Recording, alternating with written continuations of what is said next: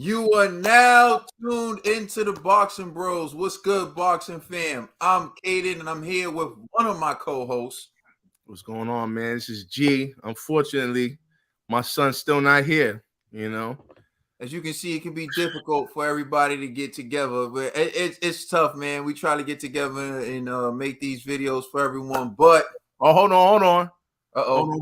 We got somebody in the building. Hold on. Oh, yo, what's good, yo? What's good? What's Oh, good? T. What up, world? Me. E. My apologies for keeping y'all waiting.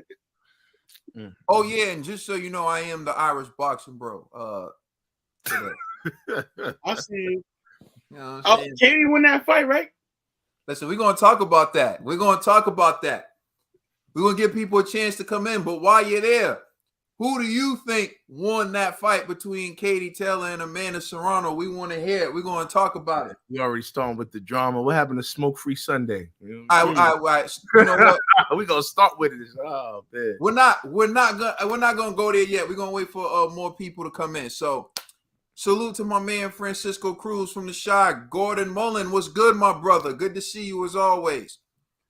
Well, we got Hawker Mustang. What's good? Nigga Z from UK. What's poppin'? Yep. Yeah. Stay humble, y'all. What's good, fam? We got KTH for life. We got JM in the building. Yeah, it was poppin'. He says Amanda didn't do enough.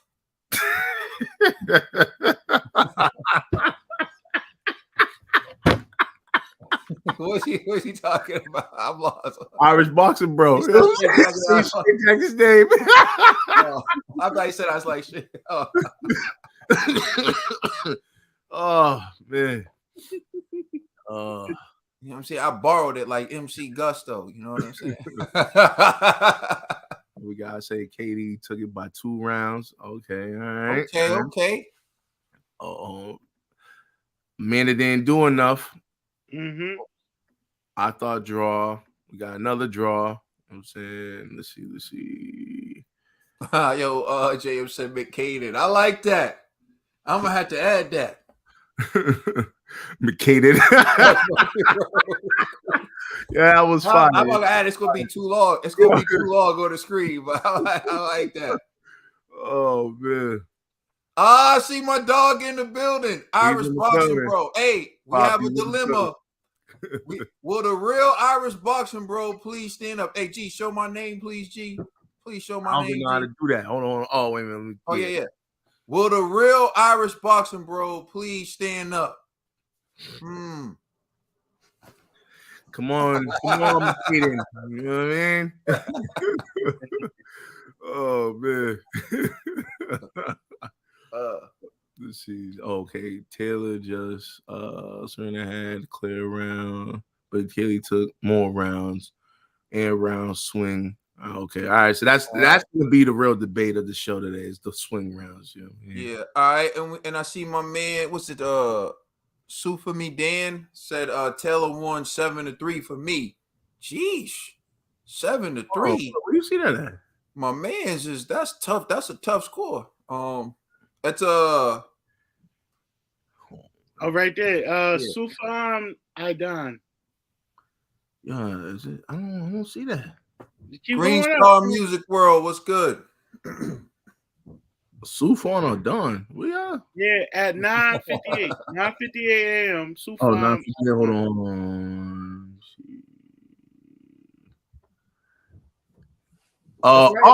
Sure. I said, okay, I got you. Yeah. All right. I was bugging. I don't know what I was looking at, man. My bad.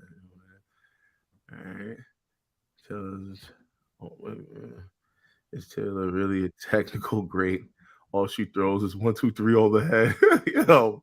Oh man. Yo, bro, remember I said that in one of my prior videos. Like, Katie is a headhunter. She needs to go to the body more. Is Chef G gonna make an appearance? Nah, not for that fight. Maybe for another fight, but not this one. You know what I'm saying? This one was actually pretty good. So Slappy Gilmore was good. That's a funny name. Oh, Irish Boxing Bro said War Katie. He's Irish Boxing Bro's in the building. He's ready for war. I hear that Irish Boxing Bros requested this live, so we had to come. All right, Katie Taylor is the GOAT. Anyone dispute that? I think there may be some dispute. I don't think anyone's denying she's great. Salute to my man Alexander, man. What's popping? Yeah, salute Alexander in the building. Hold on, what does it say? It says Serrano default suspect. She was on pads after that war. Get her blood tested. Yo, snap, damn. Hold on. But she was in the ring fighting in Jordans, yo. Come on now. Like, she had on 11s. But she always had on 11s. She had on 11s. But she always fights in Jordans, Nick. Yo, come on, son. Like, nah, yo, that's not fair. Wait, what did Irish Boxing Bro say? Go to him real quick. Oh, he said, F out of here. Anyone who says she ain't the GOAT when you don't have to self-proclaim you are, yet people say you are, then guess what? You are. Man, they talking about your boo, Ned. Hey, listen. I never said. Hey, yo, Irish, no, hold up. Let me handle this, Katie. Watch your mouth. You ain't done what my boo's done. Your boo ain't done what my boo's done. And you love your lady, but I love mine too. Hey, you love your lady, but he love his too, Phil. Watch your mouth. Yo, watch your mouth, Irish. Yo, wait, which Irish Boxing Bro you talking to, Phil? Which Irish Boxing Bro you talking to real quick? I'm talking to the Irish Boxing Bros in the chat. Oh, all right. Yo, nah, get to Irish Boxing Bro though. Yo, man, hold on. All right. By the way, I have no audio, bros. In work. Oh, man. Oh, you ain't got no audio, Phil. Oh, we taking shots at you. You can't even hear us, man.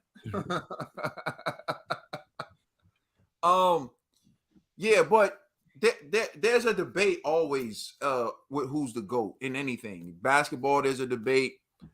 In the men's side, there's a debate. On the women's side, there's a debate. But there's no doubt that Katie Taylor's an all-time great. So that's what I'm getting at. The GOAT will always be a debate for some folks. Incredible change. It's incredible. She's genuine. We got Phil's in the building. All right. Right here. Yeah. Shit, if I knew it was hey, Phil, you done already came in with a swear. Oh man, I'm sorry, brothers. I'm so sorry. It ain't me. Oh, we don't know who that is. That ain't Trill. That ain't Trill. Go ahead, go get Trill. Go get Trill. Oh man. Trying to ruin our jokes. We don't swear. Oh man, especially not Trill. He's a Morgan. Next step. Oh,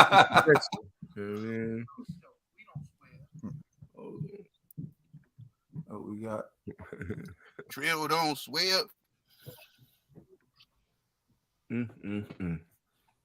Salute to my man Sir Oku in the building. Hey yo, I think I said the name correctly. Shout out to the TBE. Hey yo, Nedris, man. Your lady looking good, man. Hey, watch your mouth. Yo, I'm just complimenting you on your case. His lady? Keep my wife's name. She was it's his lady because she was there with someone else. Yo, keep my wife's name. She was there with someone else. Hey yo, I mean her bodyguard. She's a bodyguard. Well, he's guarding her body tightly, brother. That's I hired him too. What? You hired another man to watch your lady? Watch your mouth. I'm good. Watch your mouth. You're talking crazy. Oh man, yo, Irish Boxing Bro coming back at you, Ned. You know what I'm saying? Yo, you missed it. You missed the Trill. Irish Boxing Bros and Ned went at it over Katie Taylor and Carissa Shields. Shout out to Irish Boxing Bros. Shout out to JM. Shout out to all you guys. My dog Mac of the man in the building. Salute. Trillo Dollar Bill. Trillo Dollar Bill. I like that. I like that. Change my name. Can I get an Irish name too, man? What's up? Man? Geo Dimes.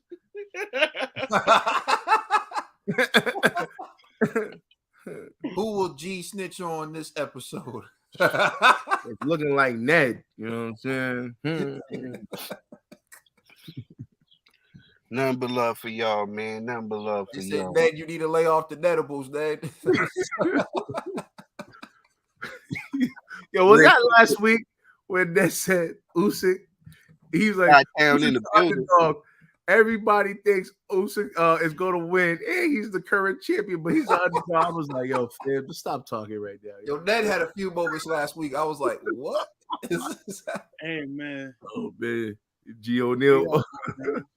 Hold on. This is fun. McBoy RG. I like McBoy RG. I'm about to change my name to that. Yo, you know what I'm saying? Yo, JM's coming with the names today, boy. He named me McCaden, so you know what I'm saying? All right, word. I got my new name. You know what I mean? All right, so y'all ready to get into the topics? Man, what? Yeah, I'm ready, man. I'm like, yo, Trey, you good? Yeah. Hold on a second. All right. Oh, that's respect right there. He said Amanda made a fan last night through a Irish boxing, bro. Who said that? Irish boxing, bro. I don't want to hear it, Irish boxing, bros. We haven't had it out yet. We can skip the pleasantries until after this segment. Oh man, $12 bill is in the building. We are about to start. The first topic we're gonna discuss on Boxing Bros, and I am the Irish Boxing Bro. If you don't know, show my name one more time for the people. G, for the people can see. I am the Irish Boxing Bro here, and I'm not the one in the chat, but he's still the Irish Boxing Bro too. All right, the first topic we are gonna discuss on Boxing Bros is our reaction to Katie Taylor versus Amanda Serrano. The biggest fight in women's history. They headlined Madison Square Garden, sold a sellout arena of over 19,000 people. The biggest fight in women's boxing history, with Layla Ali sitting in the crowd and several others. Carissa Shields ringside. It was a great card, and it was headlined by Katie Taylor and Amanda Serrano. $12 bill. What was your reaction to that fight? Yo, no, I'm sorry. Before you go, don't forget Canelo Alvarez, the greatest Irish boxer of all time. Canelo Alvarez. What's going on, Dan? I see y'all. These comments is crazy. My reaction last night was wow. I wrote a couple of things down. I'm just gonna skim through it real fast. Before I get into that, I just want to shout out Amanda. You know what I'm saying? Amanda Serrano. Dog. Warrior. She did her thing. I thought it was a great fight. Katie Taylor, amazing. I just thought it was all around. It was a great fight, and it was a great look for women's boxing. I think I'll dive into the fight and how I scored it a little later. But my first reaction was wow. The crowd was into it. The crowd was crazy. When both women came out, the crowd went crazy. It was so loud in there, you couldn't even hear. The ref couldn't even, you know what I'm saying? The fight, you know what I'm saying? It was so loud in there. It was crazy. It was crazy. It was bigger than some mail cards. Yeah. It was just a tremendous. It was just wonderful to see. I had texted the group and I told them, like, yo, fellas, I got goosebumps, yo. This is exciting. And I had loved the atmosphere. And that was my reaction to Katie Taylor versus Amanda Serrano. I thought it was wonderful. I thought it was awesome. I thought it was great for women's boxing. Not only women's boxing, I thought it was great for boxing, period. The turnout, the excitement, the love. I thought it was awesome. All right. And you've heard from Trill Dollar Bill. Now we're going to turn it over to Mick Boyarg. All right. My initial reaction, because like Trill, because of the next topic, I'm gonna wait until we go into breaking down our scorecards. You guys are great, man. I'm telling you, man. You guys are really excellent, man. You're on your game today, man. I don't know. I'm gonna be honest with you. I wasn't even gonna do it until I see your interactions on Twitter. I was like, all right, I see it's gonna be one of those episodes. So like, let me pull out the notebook, but yeah, but my initial, I'm gonna say this. I remember at the start of the fight, I was like, yo, why Katie looking nervous? You know what I mean? Like her walking, everything, she was looking real nervous. I was like, I don't know, man. It's looking like we eating shepherd's pie today. But then that just it had no factor in that fight, Like Katie, like their styles are too clearly different, right? Kaylee, she has the stick and move type of style. And so it makes when a person's like a stick and move type of fighter, it's kind of difficult for a person like Amanda who likes to stay still and counter or to go for the attack, but she's a straightforward fighter. Kay's more of an angled fighter. So it was like the two different styles blended well. Both fighters made mistakes that were critical to me, that kind of determined the fight. But nonetheless, it was action-packed, especially there was a couple of rounds, but even the 10th round, the bop 'em sock 'em at the end, I felt like that was fitting, and it kind of built a rematch, So salute to both women, man. Like, I'm gonna say this though, I got it, Katie by one round. You know what I'm saying? But we'll go into it in the next segment. Yo, G, can you do me a favor? Can you go to Adi Odwale real quick? Put his comment up there. I'm trying to find it. You know what I'm saying? This one is in between. Yeah, he said, "Who the hell?" I'm assuming he says this light-skinned youth think he is. He needs to get pumped. You talk about Ned like that again, I'll slap you, boy. Don't talk about my brothers like that, man. Watch your you mouth. Don't do that, Phil. You watch your mouth. You don't talk about the TBE like that. Watch your mouth. Now we are gonna hear from Ned, the TBE. What was your reaction to that fight? It was an intense fight. It was an entertaining fight at that, yo. They put on for women's boxing last night. They put on for boxing last night.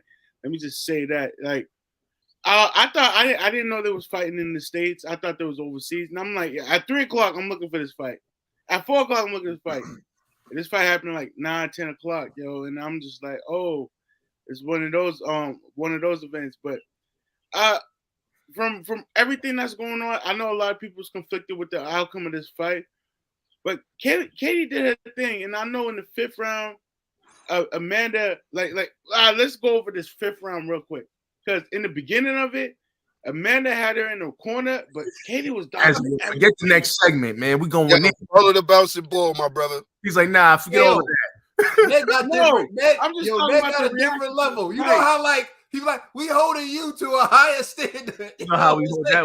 This is the best standard right here. Yeah, level. Right. So I thought Katie did her thing, and Amanda came out swinging. And I'm not even. I'm gonna just skip my opinion to next. But Katie did her thing, Amanda did her thing, and I would love to see a part 2 because this fight was intense. And yes, some people didn't get the outcome they wanted, but yo, this was a good fight, and I'm not mad at it. Like, let's just hope for the next build up. Hey, yo, Jake Paul, pay my man his money, yo. Pay my man his money. And that's it.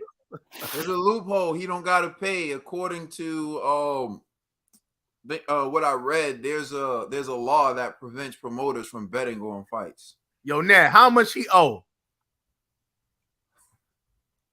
You on mute, bro? Oh God, he knew himself when it's time to answer. Oh, man. He owed $10 with $1,010,000, yo. Come on, yo. Pay my man his money, yo. Eddie not playing no games, yo.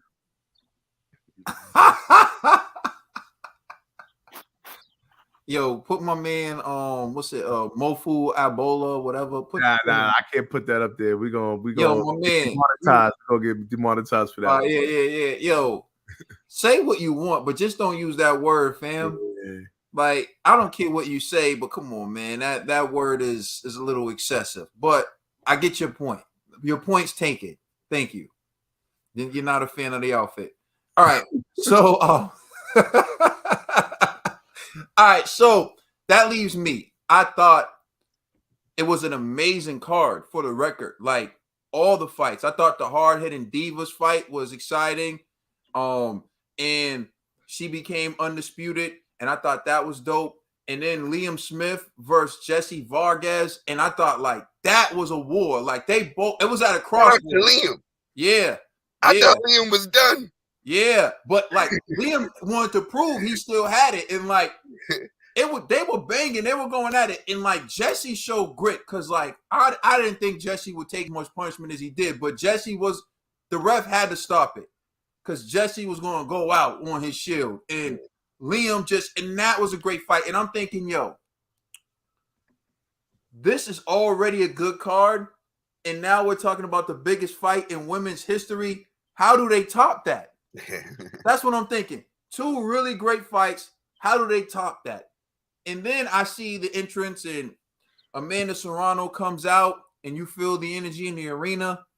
And then Katie comes out and she gets like this amazing ovation. They're telling her story about how like she used to pretend to be a boy to get fights and how it was banned for women to box in Ireland. And she's one of the main reasons why that changed. Basically, she is the reason why that changed. Mm-hmm. And then you look at her and you see her looking around the arena and you realize someone who went from pretending to be a boy because women couldn't box where she was from, now in an arena where over 19,000 people came to watch her fight in the main event, right? And you just see the emotion hit Katie Taylor. You see it hit her. And I'm looking at her, and she looks like she's about to cry walking to the ring. Yo, facts. Yeah. Yo, when I text the group, I'm like, yo, she's looking too emotional right now. Like, I'm worried that might hurt her performance.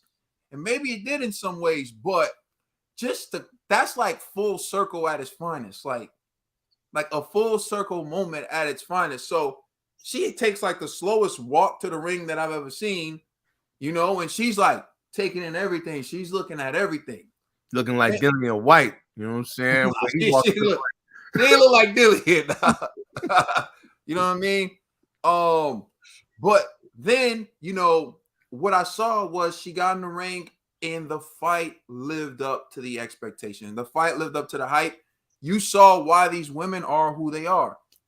Despite who you have winning, you saw tremendous skill on both sides. You saw determination on both sides. This was the first female fight I can say I watched where it was high level skill, but you saw,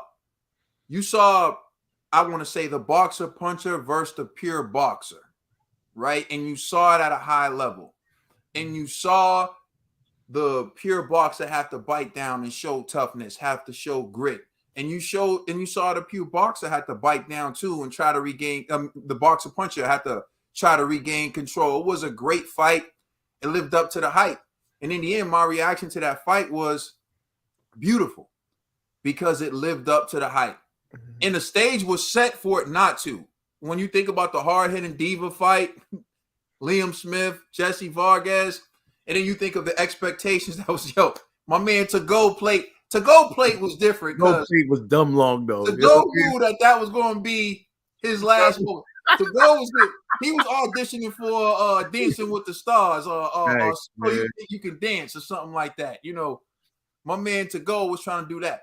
But at the end of the day, that fight lived up to the expectations. No one who bought a ticket left that arena feeling robbed. No one who tuned in felt like, man, I wish I was watching something else.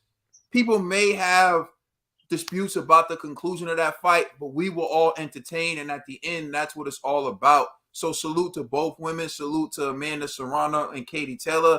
You put on an excellent performance. You sold out the Garden, but most importantly, you lived up to the hype. So it was a beautiful night. And also, I'd like to shout out DAZN for becoming undisputed last night. That was dope. Yeah, she killed that. Yeah, that fight was brutal, man. I was like, oh, These girls ain't. Oh, you talking about Franchon? Oh yeah, Cruz Zern. That fight was crazy. I was like, Well, her post-fight interview, I lost my hand. that was real. I lost to a drug cheat. I was like, oh man, this is crazy. You know what I mean? But salute to her, man. She earned that, you know. But now, the moment we all been waiting for was Amanda Serrano robbed. Now it's gonna get dicey. Get your notes coming on. Let's do it. Let's get it done. Let's get it done. There have been so many points of views, and rightfully so, about this fight. Salute to the big brother, Big Mo, in the building.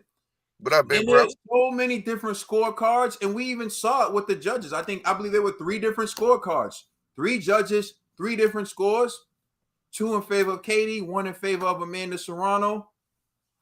So now we're going to discuss, was Katie Taylor robbed? How did you score the fight? And why did you score the fight that way?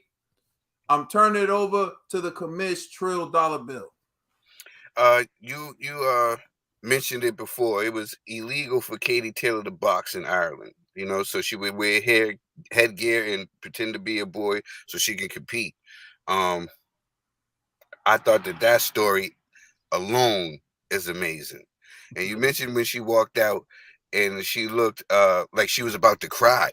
And I was fearful. Like, once you mentioned it, I was like, yeah, I was fearful of that Danny Garcia Herrera moment, you know? And I was like, damn, it might be one of those moments. But it wasn't. There's a quote that I want to quote real quick. The Irish don't come to take part. They come to take over. Hear that, Irish boxing, bro? You hear that, Irish? But I'm going to say that one time. The Irish don't come to take part. They come to take over. And that's what I seen last night. Look, Amanda Serrano, I had scored the fight 6 rounds to 4 for Katie. But it was a tough fight. Amanda had Katie hurt and let her off the hook. And I looked for the moment that Katie was glad that they didn't have 3-minute rounds. You know what I'm saying? But it was an incredible fight. I'm looking forward to the rematch in Dublin. But Amanda needs to, for the next fight, I think Amanda needs to cut off the ring better. And she was only looking to throw hard shots. And if she had more time in the rounds, or maybe even more rounds, I think she could have pulled off the stoppage. Just the way of her fighting style. You know what I'm saying? But I think Katie understood the rounds and the way to fight this fight. And that Olympic pedigree showed. Katie was excellent. I watched the fight, and I'm sure y'all all watched this fight too, between Sugar Ray Leonard and Hagler, where Sugar Ray was throwing flurries and he was stealing the rounds. And many of this, I thought that Katie Taylor did just that. And Amanda let her off the hook and let her do that. So Katie was able to steal this fight. And I had her winning. I got her winning 6-4, 6 rounds to 4. It was a tough fight. Kudos to both women. Look, I want to see this again. And I want to go to Ireland. You was following the bouncing ball, but now you jumped ahead. Yeah, I'm sorry. I'm sorry. I'm sorry, my bad. It's all good. It's all good. I'm gonna. This fight was so exciting, right? I have this habit of going back and watching fights. I have no problem going back and watching this fight 5, 7, 10 times. That's how great it was, and it was so fast. It was fast. It went by so fast. Man. You know what I'm saying? So I look forward to watching this fight again. Like I said, first watch, I got it 6-4. Katie, I think Katie did her thing. I'm gonna do it a little differently. I'm gonna bring Ned in here. Ned has made it clear he doesn't score fights. He uses the eye test. He watches the fight and then he says, I think that person won. That's how Ned. So go ahead, TBE. What you got? Was Amanda robbed? Yeah, she was robbed. She was robbed of time. Because if these fights were 3-minute rounds, it would have been a different fight. But every time this fight got intense, ding, ding, ding, and I don't like watching fights with commentary because they like to influence my opinion, and I kept it on silent and watching. Every time they get into a brawl, ding, ding, ding, and they walked away like robots. I'm like, damn, it was like a cliffhanger every round. Like, damn, I want more. But it was ding, ding, ding, ding, ding, ding. Ned, when the action gets going, what happens once the action get going, Ned? What happens when the action? Ding, ding, ding, and then it's over. I'm like, damn, son, like they was about to take each other's head off. So 2 minutes is not enough for women's boxing. Maybe 2 minutes and 30, maybe even 3. Give them 3. I say give them 3. The hashtag give them 3. Let's just start that trending. Let's get there. Give them 3. Hashtag give them 3. I like it. Give them 3, yo. I like it, yo. Come on, yo. It was just like they wanted to take each other's heads off. And in that 5th round, it was amazing. It was amazing. Like Katie started off the round smooth. She started off the round ducking and dodging. She started off the round ducking and dodging, and then she thought she could go blow for blow with Amanda, and Amanda was like, nah. And then, but that she had the heart and had to stay on her feet. But it was a great fight. Ned, who had the better back? I'm gonna say this again. Katie had the better back because Katie got a better back, bro. Like, yo, Katie's back Katie was muscling Amanda every time they would like clinch. Every time they clinch. Katie came in there, man, looking like a bulldog, man. She was rough. He's that in a good way. I mean, in a you know what I'm saying? She ain't playing. At one point, Katie had it in a headlock. I'm like, come on, this is not even fair. It was like they clinched in like the first 3 rounds, and Katie like took her like Katie. Amanda was holding on to Katie's arm. Katie just took her body and threw her into the ring. Amanda almost fell, but I think the bell rang. Like I swear the bell rang, and that's what saved her. Like she almost fell to the ground, but it was crazy. Like I was like, damn, this girl was just. She's just like this powerful on her. Like come on, like they're the same. They're the same size. I looked at the stats. Amanda has a 1/4 inch on Katie, but Katie was just looked like she had a 1/4 pound on her. Nah, Katie had a little lax of judgment at that point. She really thought she could sit there and trade with Amanda Serrano, and that's what happened. And then she realized that she had to go back to boxing. That Olympic pedigree, you know what I'm saying? But when she tried to stand in there, Amanda, she's just too strong. She's not gonna just stand in front of her. She was just really strong. Yo, Ned, I got a question. Which back do you prefer, AJ or Katie's? Forget that. Did you see Katie's neck? She got the Canelo neck. Did you see her neck? No guy better hop out in the dark and try to choke Katie. You know what I'm saying? They're gonna break their fingers. What's the saying? Katie could call peanut butter. Next to watch. We don't even want you to finish that saying. Go back to the fight and everything. Pause. My apologies. I didn't. What you done, Ned? Yes, I am. It was just getting intense. So I guess that's ding, ding, ding. No, all right, G, it's on you, brother. All right, so normally I don't do this, but I just happened to be on Twitter and I seen my man McCaden going to war with a couple of people, and I was like, I already know what type of episode. It wasn't war. It was more like light work. Yeah, but I already knew what type of episode this was going to be, so I was like, you know what? When I wake up, I'm gonna watch the fight again and literally take down notes, right? And so I'm gonna say this. Me, how I judge fights, right? I judge significant punches landed. Like, not necessarily who lands more, but more, like who hurts the person more, right? And so it could be volume punches, or it could just be a strong power shot. That's how I determine, like, all right, you got that round, versus if a person just throws 100 punches, but you're walking right through 100 punches. So round 1, I gave it to Katie. Katie landed all the clear shots in that first round. And Amanda's work, a lot of it was just blocked and picked off by Katie. Round 2, I gave it to Katie. Now, in the clinch, there was a time where Katie was just outscoring Amanda.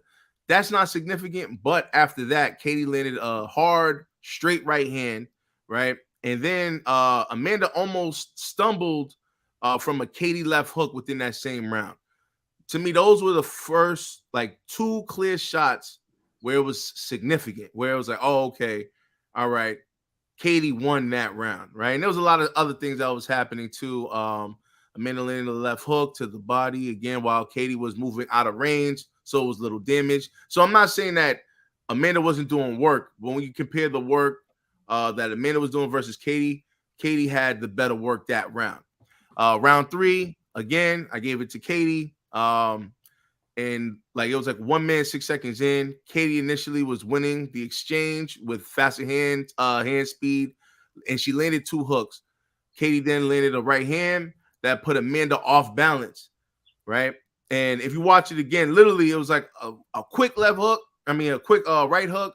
Amanda almost fell. You know what I mean? And it wasn't because of power. It could have just been the angle, but nonetheless, that still happened. That people seen, and I'm pretty sure the judges seen that. Amanda landed several pity pats in the clinch. Then Katie begins to outbox Amanda for the remainder of that round. Round 4, this is where the tide kind of changed, and I gave it to Amanda that round. Katie appeared tired. She stopped using her sticking and moving style. She stayed in Amanda's punching range. So then Amanda started landing cleaner shots, and Amanda landed a real clean left hook on Katie's face. This is where I was like, why is Katie doing this? Unless Katie started getting tired, because she was great when she was going in and out of range. The moment she just stayed planted and started exchanging with Amanda, she was losing. Followed this round, the 5th round, is when I gave it a 10-8 round to Amanda, because Katie got backed into a corner, and then Amanda just landed all kind of hooks to the head and to the body, right? This was literally watching, like, and they said like Amanda landed over 40 punches. It was just a one-sided assault. Katie was dazed, her legs were gone. I honestly thought Katie was gonna get knocked out. Katie weathered the storm, but nonetheless, it was still a 10-8 round. It was 2 one-sided. Now, where it's weird is this is the 6th round. Hold on, let me get a little sip of my coffee. Round 6 was a swing round. Now, this is where a lot of controversy happens. Watching it the first time and the second time, I still gave it to Katie. However, I'm not mad if you give it to Amanda.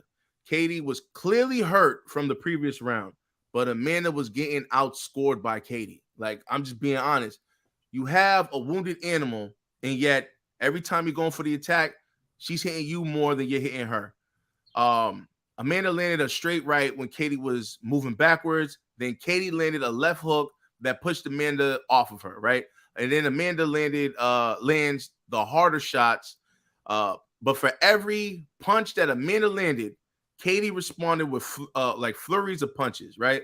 So then now it's kind of like, well, how do you judge that round, right? So I go, who was hurt? But however, the hurt that you're seeing from Katie was from the previous round. It wasn't from round 6. So then I'm going, this is so tough to score. I was like, you know what?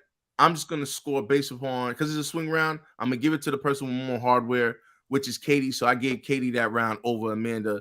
But, you know, if you said 10-10 or if you said Amanda, I'm not even mad. Round 7, this is where now I gave it to Amanda. Amanda landed a clean left hook on the body. They ended the round with another clean straight left to the body. Like, it was clear as day. So the clearer punches came from Amanda, so Amanda got that round. Round 8, it was another close round, but I gave that to Katie. There was no significant shots really landed, but then Katie landed a left hook at the end of like a 3-punch combination. That was like the cleanest punch in that whole round. So I was like, all right, you know, it was so close, but I gave it to Katie because of that clean shot that she landed.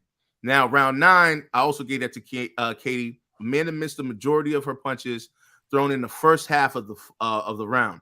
And then Katie landed a straight right at the end of the round. Like, it was a clear as day. And I was like, all right, boom, Katie got that round. Now, another controversial round was the final round. How I scored it, I gave it a 10-10 round. I know a lot of people hate when I do that, but it was hard to score. And the reason why is because this was the round where Amanda's eye got cut, and the first half, Katie landed in like a bunch of flurries, right? But then the second half of that round was just bop 'em, sock 'em, robot, and for the remainder of that round, and although Katie landed more hooks to the face during that exchange, Amanda clearly hurt Katie. And I'll be honest, Katie almost fell. Katie even attempted to hold onto Amanda not to fall, and then the bell rang. So I was like, because Katie did good the first half of that round, and then the final half, Amanda did hurt her, but it was back and forth, just punching each other in the face. I was like, man, that's hard to score. So I gave it a draw. So how I scored it was 96-94 for Katie Taylor. But if I gave Amanda the 6th round, then it would be a draw. And if I gave Amanda the 10th round, then obviously Amanda would be up. You know what I'm saying? So I'm not mad at any score, whether you got a Katie, Amanda, or a draw, because I can see all three outcomes. But for me and my style of fights that I preferred Katie the victor. All right. So I'll start off by saying this. I scored the fight 96-93 for Amanda Serrano. The reason why my score seems so wide is because I gave the 5th round a 10-8 round. Excuse me. And if I would have made that a 10-9 round, it would have been 95-94. But I believe the 5th round was so dominant in Amanda's favor that you have to score it a 10-8 round. If you're being objective, she almost stopped Katie Taylor in the 5th round. And everyone was worried, including Katie Taylor's corner and everything else. But let's start with the first 3 rounds. There's this notion that Katie Taylor clearly won the first 3 rounds, except even if you look at the judges' scorecards, which I did, 2 judges gave Amanda the first 3 rounds. Gave Katie the first 3 rounds. 1 judge gives Amanda Serrano 2 of the first 3 rounds, including Chris Mannix gives Amanda 2 of the first 3 rounds. Now, you're saying that you score the fight based on who landed the most significant punches, right? But Katie Taylor was the one who had her nose busted in the first 3 rounds. And Amanda Serrano was clearly landing the more powerful punches because she was hurting Katie Taylor. And also, you score effective aggressiveness, right? So if they're landing around the same amount of punches, but one fighter is moving forward and the other fighter is on their bike, then clearly the one who's being aggressive and landing the hardest shots wins the round. That's supposed to be judges' criteria, right? So although some people act like it's a foregone conclusion that Katie Taylor won the first 3 rounds, that is really not the case. One of the official judges gave 2 of the first 3 rounds to Amanda Serrano. Amanda Serrano bust Katie Taylor's face up in the first 3 rounds. And she also landed the harder, more effective punches. Now, to say someone landed 1 punch and it was harder, but then someone threw a flurry, so you think they won the round, that's ridiculous. You score clean, effective punches. And if you're moving backwards and you're throwing these punches and here's the other thing, you're actually missing. If you look at the punch stats numbers, which I'll actually show you, because I mean some of you probably didn't actually take a look at it. But I'm gonna show you the punch stats numbers. So here are the punch stats numbers. What? Someone say something? All right, so here's the punch stats numbers. So Amanda Serrano landed 173 punches. She threw 624.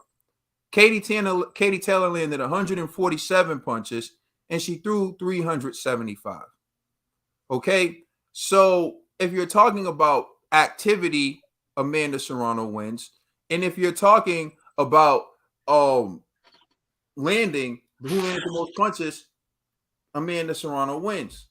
So now you have a scenario where Amanda Serrano threw more punches, so she was more active, although people are giving flurry credit to Katie Taylor, Amanda Serrano was overwhelmingly more active than Katie Taylor, but she also landed more punches than Katie Taylor.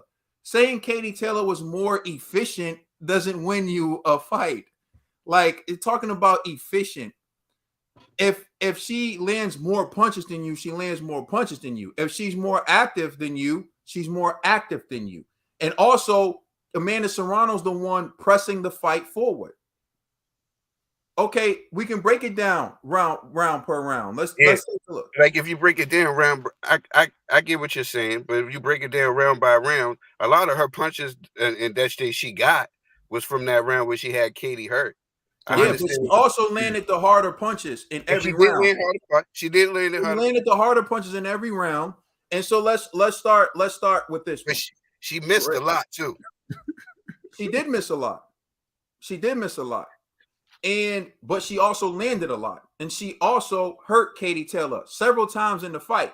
And Katie Taylor didn't hurt her nearly. I don't even know if Katie Taylor even hurt her. But what we do know is that Amanda Serrano hurt her several times. So here in this fight, you have Amanda Serrano landing more punches. You have Amanda Serrano throwing more punches, and you have Amanda Serrano hurting Katie Taylor way more than Katie Taylor hurt her. So let's get to the round by round. Although this really isn't my point, I'll finish breaking down my point in a second, but I'll get to that. 9-7. You have one person on the back foot throwing punches off their back foot, which is flurries. So they're not sitting down on their punches, and you have 7 from someone who's chasing and sitting down on their punches, throwing the harder punches. The second round, Amanda Serrano lands more than Katie Taylor, and Amanda Serrano's throwing the harder punches. And in round 3, it's 15-19. So it's a slight edge for Taylor, but once again, Amanda Serrano's landing the harder punches, and she the one who popped her nose and bloodied her nose in the first 3 rounds. Then you have the 4th round where it's 13-15. And so, yes, again, a slight edge to Katie Taylor, but once again, Amanda Serrano's landing the harder punches. And in round 5, 44-14, and still somehow people don't give Amanda Serrano that 10-8 round when it's evident she dominated by punch stats numbers, by the eye test, by any metric you can use. Amanda Serrano dominated the 5th round. Then the 6th round, G swing round that he gives to Katie Taylor, Amanda Serrano lands 19-18. I get that round. Hold on. I don't want anyone interrupting me because I didn't interrupt anyone else. Thank you. So in Amanda, no, I was just co-signing. I say, I get that round to Amanda. I just want to cook freely, please. Thank you. All right, so round 7, it's 6-6. So it's a draw. So it's not like Katie Taylor's landing more than Amanda Serrano. Round 7 is practically non-existent. They didn't even crack 10 punches landed. So that's a round where you say, "Oh, I like Katie Taylor's work better." Baloney. You just go to who you want, and it's okay. But Amanda Serrano again is landing the harder punches. You go to round 8, it's 12-13.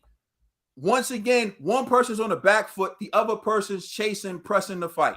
Then you go to round 9, which I clearly think Katie Taylor won that round. So I'm not arguing that round. But let's go to round 10, the round where everyone's acting like Katie Taylor dominated. Katie Taylor, she got outlanded 32-23. 32-23. And G even admits that in that round, Katie Taylor got hurt and she tried to hold Amanda Serrano to keep her up.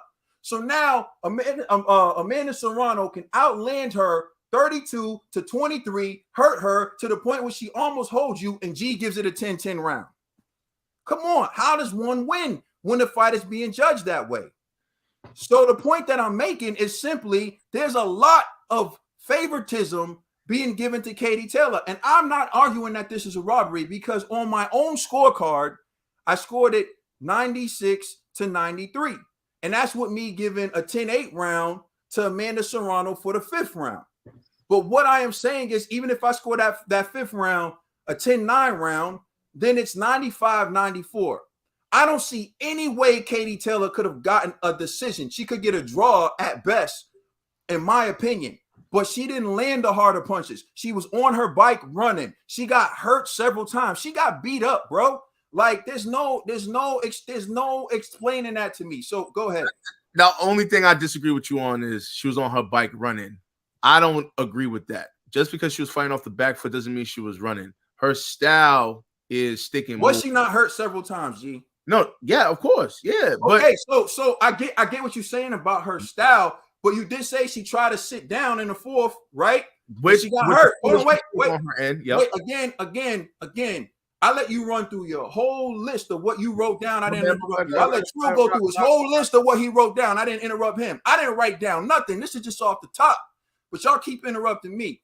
You said in the fourth, she tried to sit down with Amanda Serrano, and you thought maybe she was gassed and she got busted up. Then in the fifth round, she tried to sit down with Amanda Serrano and she got busted up. And then after that, she went back on her bike. So you don't think that she's running because you think it's her style. No, she tried to sit down and got busted up, went on that bike running. That's how I saw it.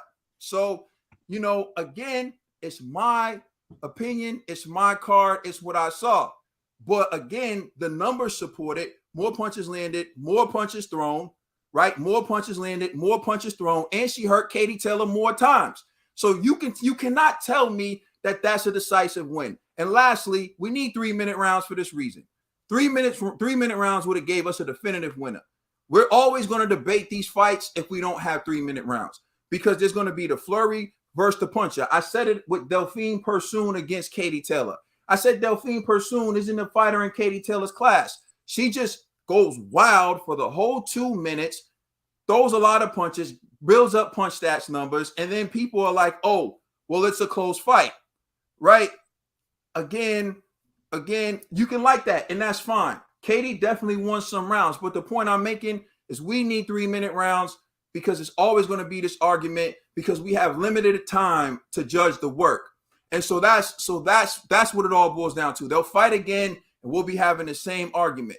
But to me, there was no way you can say to me, Katie definitely won that fight. And there's some dispute with that fight.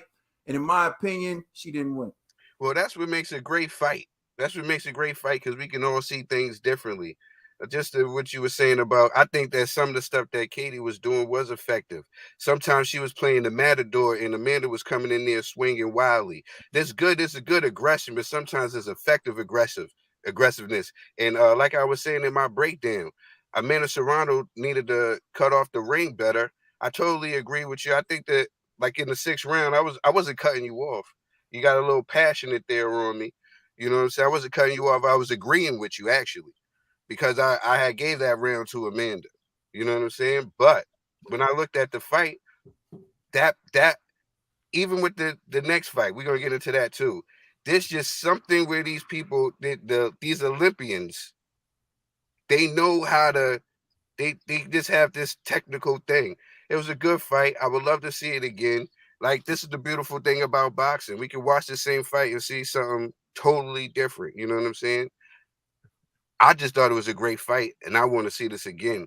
I thought that Katie did a good job weathering the storm.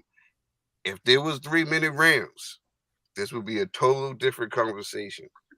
This would be a totally different conversation. And I do agree with you. That should have been a 10-8 round.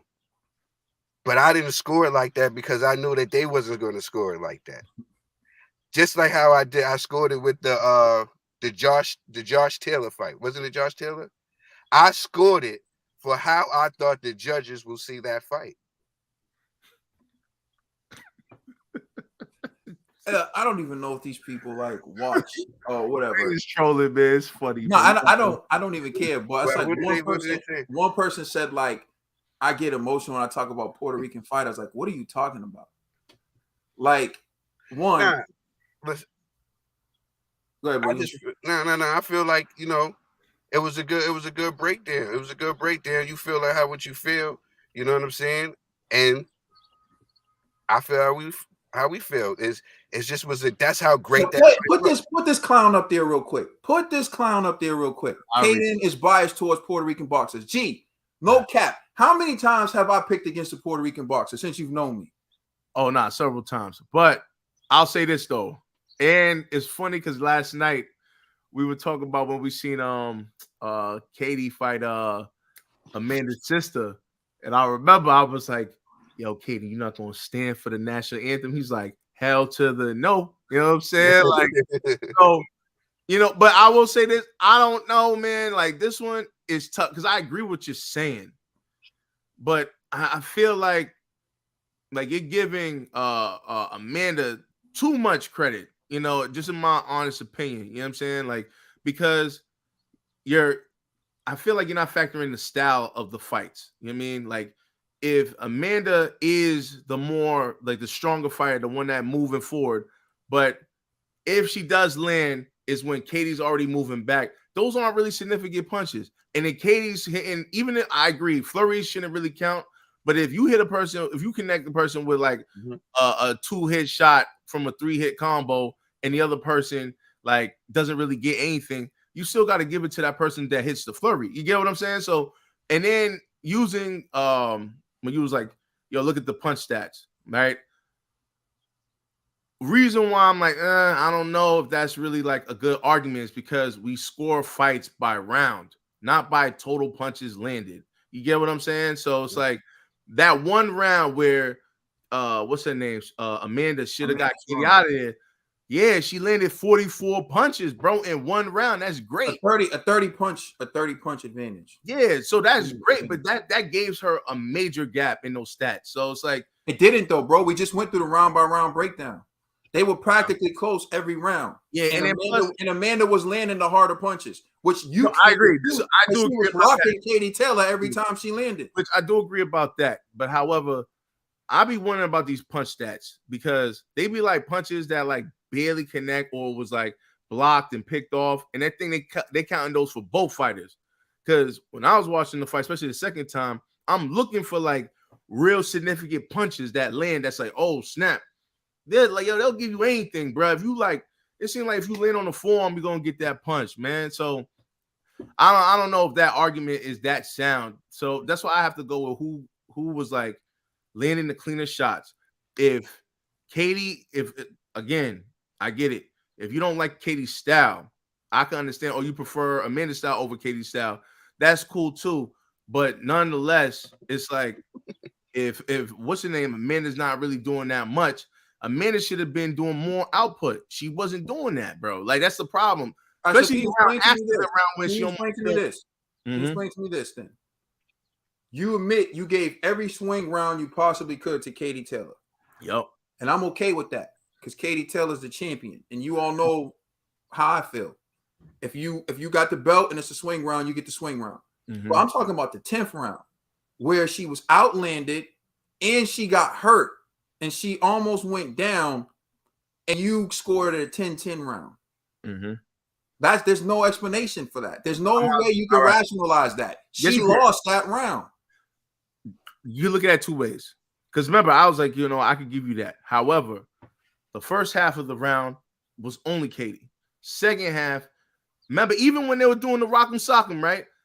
Katie was landing more than Serrano, but then Serrano just landed something crazy. And Katie was landing more than Serrano, you say, but Punch Stat says no. Punch Stat says Amanda Serrano landed 32 punches in the 12th round, and Katie Taylor landed 23.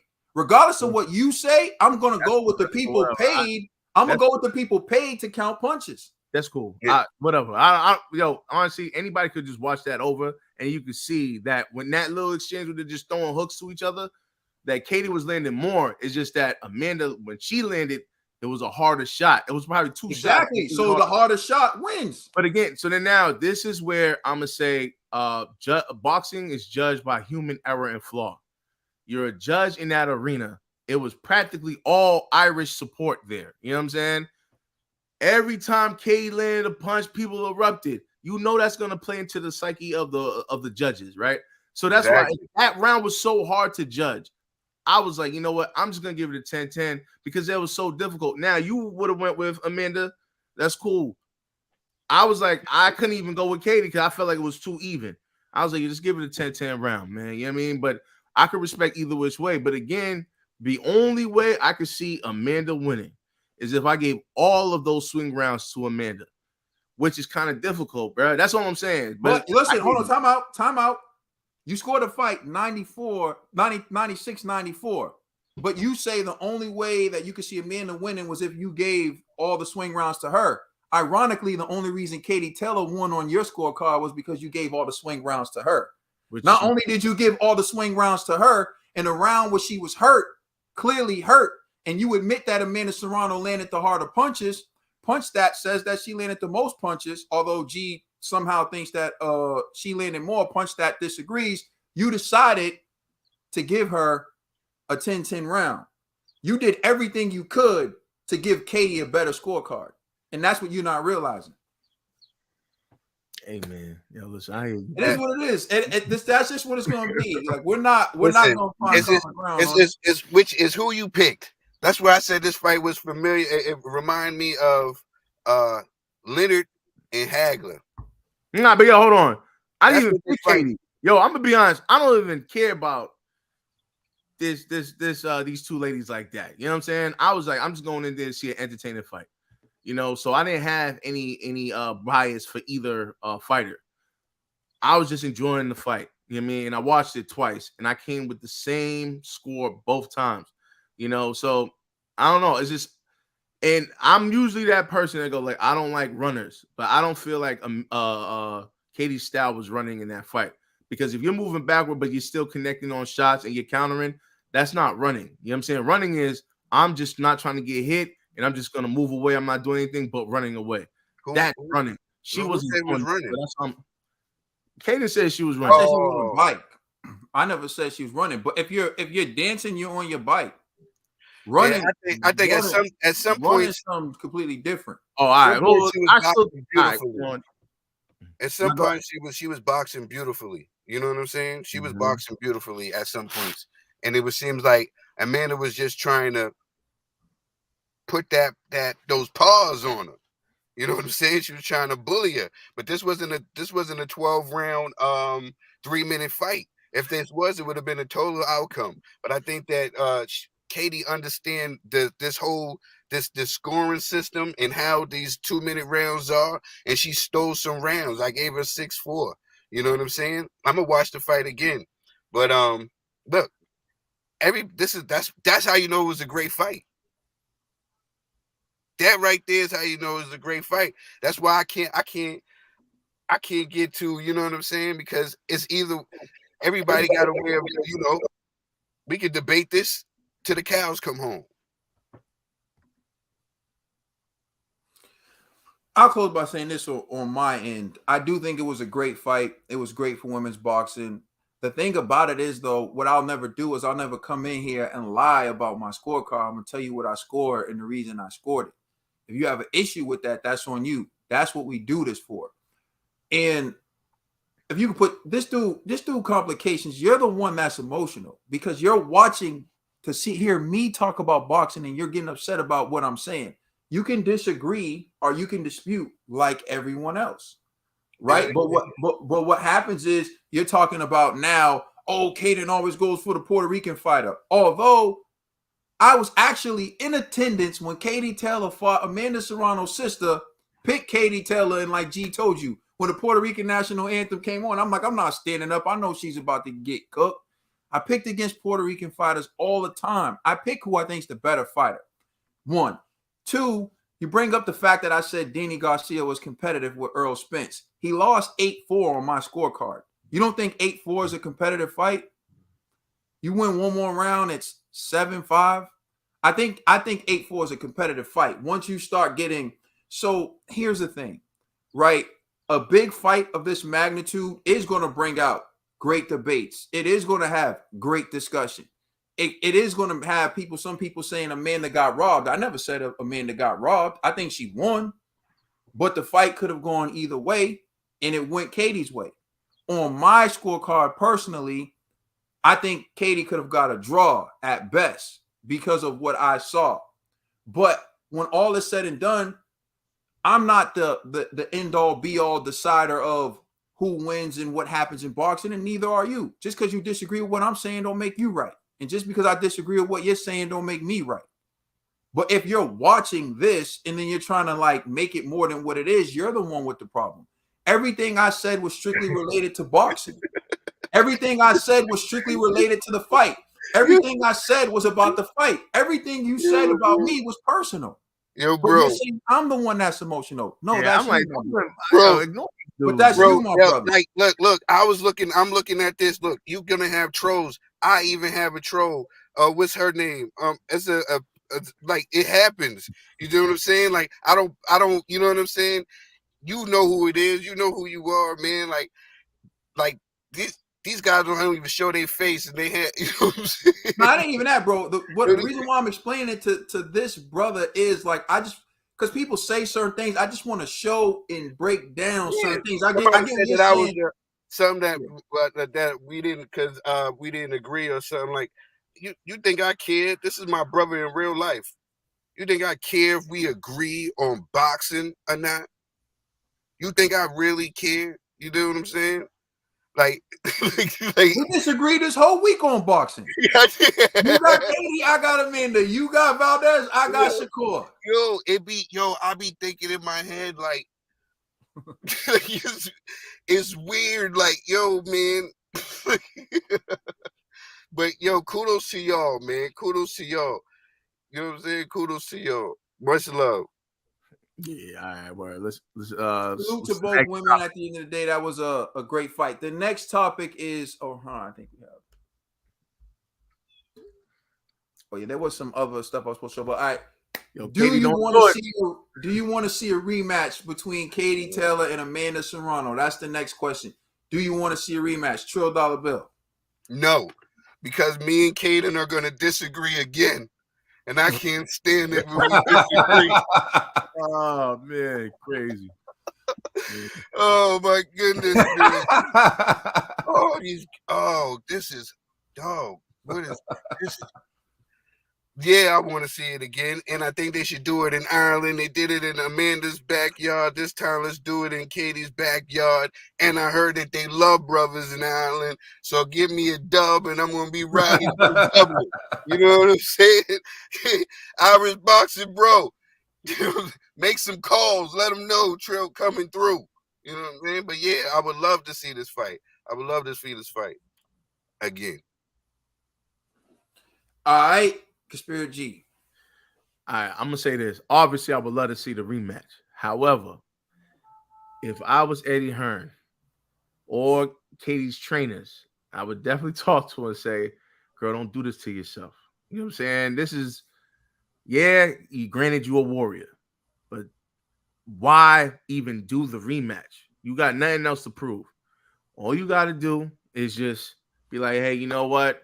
I've accomplished everything I could accomplish in this sport. I'm just going to ride out in the sunset. And nobody could question that. You know what I mean? You already beat her. So why even run that back? You know, unless you're running it back because you're like, hey, I want to prove to the world that there was no ifs, ands, or buts, and I'm better than Amanda. Then, hey, by all means, do you. But you got the dub. And it wasn't like a robbery. So why do it to yourself? I wouldn't advise it. But hey, as a boxing fan, I would love to see it. So, you know, and I think it would be dope to actually do it in Ireland. And I agreed with Eddie on that one. Like, hey, we came to New York, your backyard. If we're going to run this back, you got to go over there. You got to cross the pond and get it popping. So, yeah, definitely I like the rematch and I like it in Ireland. But if I was one of her handlers, I'd be like, Katie, we not doing that. All right, TBE.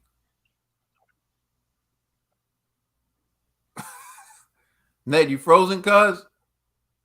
He's sleeping. This guy is sleeping, yo. The question is, do you want to see a Katie Taylor versus Amanda Serrano rematch? Of course I want to see a rematch. The thing with the rematch is, what we saw last night was amazing. It was explosive. The fight was explosive. The fight was intense. It grasped us, and I want to see more of that. Hey, Zeus, watch your mouth. Listen, the fight was so much. Like I felt like I was on one side, then I was on NyQuil Ned. Oh man.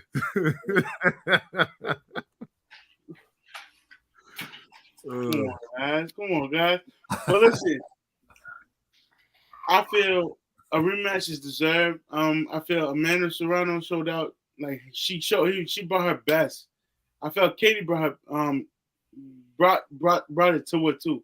I wouldn't say it's Katie's best.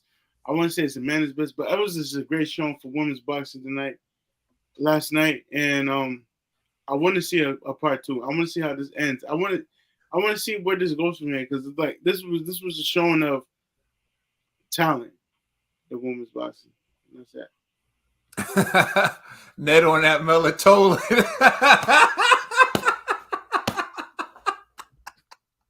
Melatonin. All right, so check it out. It depends on two things. One, is Katie Taylor's heart really in it? Does she really want to do it? Because I feel like at this point, she's done everything she needs to do. So the last thing I would want to see is a rematch and Katie's just doing it just because. I kind of feel like that's what happened with Cecilia Brækhus and Jessica McCaskill in their second fight. So one, it would depend on if Katie Taylor's heart's really in it. And two, the next thing would be, are they going to do 3-minute rounds? Although, you know, I get what some people are saying. It's going to be hard to just like switch everything you've been doing your whole life and condition your body to go for 3, right? So what I would say is some things are just better left the way they were, right? And this is always going to be a dispute. There's always going to be people who feel like Katie Taylor won. There's always going to be people who feel like Amanda Serrano won. There's always going to be people who feel like, well, if there was 3 rounds, Serrano would have stopped her in the 5th. And they're going to be people who feel like, well, we don't know that. And Serrano looked like she gassed later on in the fight. So maybe Katie Taylor stops her later, right? But it lived up to the hype. And maybe the second one won't live up to the hype. And who knows? But at this point, Katie Taylor has accomplished so much in her career. If her goal was to beat Amanda Serrano, have a farewell fight in Ireland, and then retire, that's what she should do. She should go along with the plan because she got the victory. And it won't be the first time that we've seen people leave with a controversial win. We saw Lennox Lewis do it against Vitaly Klitschko, right? We saw Andre Ward walk away from the sport when he was still at the peak. He was the number 1 pound for pound when he left the sport. So if she wants to leave, then she should leave. But if she wants to keep fighting, then she should keep fighting. But I think the real answer to that is, for me, do I want to see it again? I would love to see it again, but only if it's the same energy. It's both women going at it for the glory. They're that hungry. If Katie feels like I won, I got the decision, I can live with it. I feel like I really won, and she wants to do other things, I'm cool with that too. Like Amanda Serrano said, she has other things she can do in other divisions and other fights out there. So if I see it again, great. If I don't, it is what it is. You know what's so crazy that you said that? I want to add something in. You said last week, you said you seen Katie Taylor declining. I didn't want to agree with you. I really did. I didn't want to agree with you. You know what I'm saying? But seeing these last couple of fights and these last wars, if she's not going to go in there with Amanda Serrano's and do this again, I'll be Tony Bellew said something. He said she should ride off in the sunset. Mm-hmm. And I'm not mad at that. If that fight can't happen again in Dublin, I'm not mad at Katie calling it quits and riding off in the sunset. So yeah. Yeah, and then also yeah, and when you're looking at the two ladies like fighting styles, right? Katie to be like a clear victor, it's like a cardiovascular type of exercise. She has to constantly stay moving. She has to throw a bunch of flurries, and at her age, that's real difficult. That's why, hence, I think around in the middle rounds, she was like, "Yo, I'm just gonna stay right here and exchange because I'm tired." You know what I'm saying? Now, Serrano, after watching her performance, she knows, all right, this is what I gotta do. I'm gonna come in, move forward behind the double jab. I'm gonna do more work. I'm gonna be more active. I don't think Katie can keep that pace up for the remainder of the fight. And not to mention, Katie's already old as it is. You want her to do that same thing again with a person that clearly was hurting her. Yo, Katie, don't do this, man. I'm just being honest. It's like, I think in the rematch, she's definitely going to lose. And there's a stronger chance she's going to get knocked out in the rematch. I'm just being honest. So these are the type of things that she needs to consider. Yo, let me just say something real quick. There's someone in here that's annoying me. Bro, we're all brothers, like in real life, fam. We argue with each other. We disagree with each other all the freaking time. Like, I don't know what you're trying to convince yourself of, because you're not convincing us of it. But, bro, we've all disagreed and argued with each other so many times. Like, over everything. Yo, Everything. Hold on, let me just finish. Yo, we literally have a text message chain, like for years. Yo, we be you arguing. can just see all the arguments and disagreements we have with each other, bro. Oh my God. Yo, what you're taking is we do this all the time. So you see me making an argument and I'm getting a little riled up, right? What you see is my brother realizing that I'm making a passionate argument. He knows I'm not being aggressive. He knows I don't got no beef with him. She knows I don't got no beef with him. That's just me making my point. So they chilling. Then they make their point. And sometimes they get passionate. I know they don't got no beef with me. I know it's no whatever. That we know each other. We know how we all make our points, bro. You sit there like really like trying to psychoanalyze some ish, like you a therapist or something. Like I don't know. It must be you. You's a chick. You like chill. No, you gotta have a crush or something. That's too psychoanalytic. I don't know what. I don't know. You must have Nick is passionate about backs. Yo, on the real, bro. Like we all we know each other's vibe, bro. Like it just like yo, man. Yeah, it's not even that serious, man. Yo, this is crazy. It gotta be an ex-girl or like some pants. I don't know. Yo, Trill, please, man. For the sake of my career, please, man. Yo, G said for the sake of my career. Yo, for the sake of G's career, Trill, you better knock it off right now, man. I ain't saying nothing, G. I ain't saying nothing. I'm just saying. Like, yo, G, you gotta just mute your face, bro. I was just thinking that. I was like, maybe I should disappear real quick. I'm gonna say it like this: who hurt you? Did I hurt you, boo? I'm sorry. I was young. I did wild stuff. You know what I'm saying? Oh yeah, and there's another thing too. I think people are so used to just like boxing channels just being strong and wrong. I'm like, if you could prove to me a different perspective, exactly. I can acknowledge that. I'm not the type of person that's gonna be like, nah, yo, just because I already made this decision, I'm just gonna rock with it. It's like, hey, if you can prove to me I made a mistake, I can acknowledge it. Like, yeah, you got that. You know what I'm saying? Like, some of these things ain't even that serious. Like, I know these guys. This Amanda Katie fight is not that serious, bro. There's other fighters where dudes is going to war for. This ain't it, man. Yo, one quick thing. You see, Mark David said this might be Complex just trying to annoy Caden for the whoopings he gets in those debates. Bro, even Complex is my brother. That's like, yo, bro, I'm going to Complex wedding. Yeah, like VIP soon, bro. Like, that's my brother for life, man. Like, that's what I'm trying to tell y'all. Yo, it ain't really that serious, bro. We just love boxing. We come in here, we go in over boxing, and then we go eat or whatever. This ain't that serious, yo. Yeah, we some chill dudes, man. I promise y'all, man. It ain't that serious. And we talk a lot of trash, but it's all I know, man. Y'all only gonna see me go crazy if we talk about Adrian Broner. All right, man, let's move on. Moving on. Uh-oh.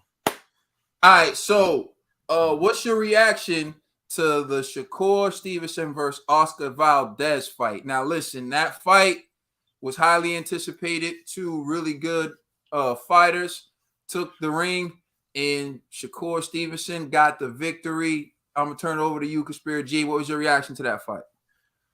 It's a clear once. Matter of fact, yeah, today, again, I'm called Make Boyard G, and we had some tacos. We had some American-style tacos, You know what I'm saying? Because Oscar Valdez, man, had no solution. Oscar Valdez, I think he fought the wrong fight. I think he thought he could box with Shakur, which made no sense. You know what I mean? And I actually scored the fight. I only gave Valdez 3 rounds. Round 3, round 10, and I gave him round 12, but I probably shouldn't have given him round 12, but I really didn't like when Shakur ran at the end. I thought that was mad disrespectful. So I was like, I'm giving that round to Valdez because at least he wanted to fight to the end. But other than that, it was clearly one-sided.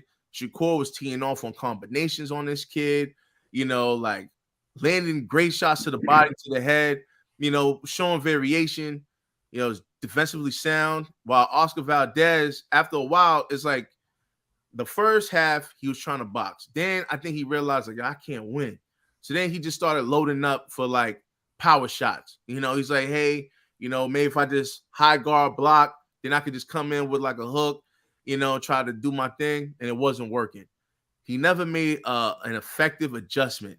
And it was just sad, man, because, I thought, me personally, I thought his camp would have came up with a plan A, plan B, and plan C for Shakur Stevenson. And they didn't do it. I remember when I was watching that Blood, Sweat, and Tears, he actually said he wanted to box Shakur for the fight. And I'm like, why? You know what I mean? But then I'm like, you know what? Maybe there's something I don't know. You know what I mean? Maybe there's just something that I'm not seeing that he sees an opening that he could capitalize off of. I remember he was saying stuff like, Shakur's never really been tested to the body. He landed a few shots, and then Shakur showed, this dude has a heart of a champion. He even, Oscar didn't really land much, but every time he landed, it was a strong shot.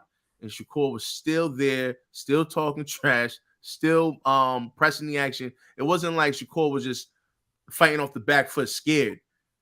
He was bringing it to him. Now, I understand Shakur at times was pulling with the jab a little too much, and then shout out to Kenny the Crab, you know what I'm saying, for down, But other than that, man, I thought, I'm not going to say it was a masterclass, but this is why I like when Shakur fights top quality fighters, because now his style doesn't become boring. It becomes exciting because you're like, can that style hold up to a top dog? And clearly it does. So, I think this kid is extremely talented, and hey, man, keep doing your thing. Oscar Valdez, I'm ashamed for you. You know what I'm saying? Like, you was talking real shit. You had Canelo over there. Canelo was, never once did I see Canelo excited for your fight. Like, I literally wrote on Twitter, I was like, Oscar better do something before he mess around and Canelo clear out his locker. You know what I'm saying? Like, a little bad, son. I'm like, you see Canelo just like this. You know what I mean? I was like, oh, man, this is, and Oscar Valdez, man, I'm sorry, bro. You did your thing, but you didn't do your thing, and so it was just disrespectful, man. But Shakur, man, salute to him and salute to his engagement, that was cute, you know what I mean? So, yeah, man, I'm happy for this kid, man. Jersey stand up, man. He did his thing. Love and boxing. All right, Trill Dollar Bill, what was your reaction to that fight? Y'all crazy. Oscar beat that boy. That boy was on his bike the whole time. He was running from Oscar, scared to exchange. Everybody knows he won that fight. Everybody know Oscar won that fight. I am so mad. I'm disappointed in everybody because everybody, that's why, you know what? Where's y'all glasses at? That's why y'all wear glasses, because y'all can't see the fight. Y'all couldn't see the fight. Y'all know that boy won that fight. Y'all know damn well Oscar won that fight.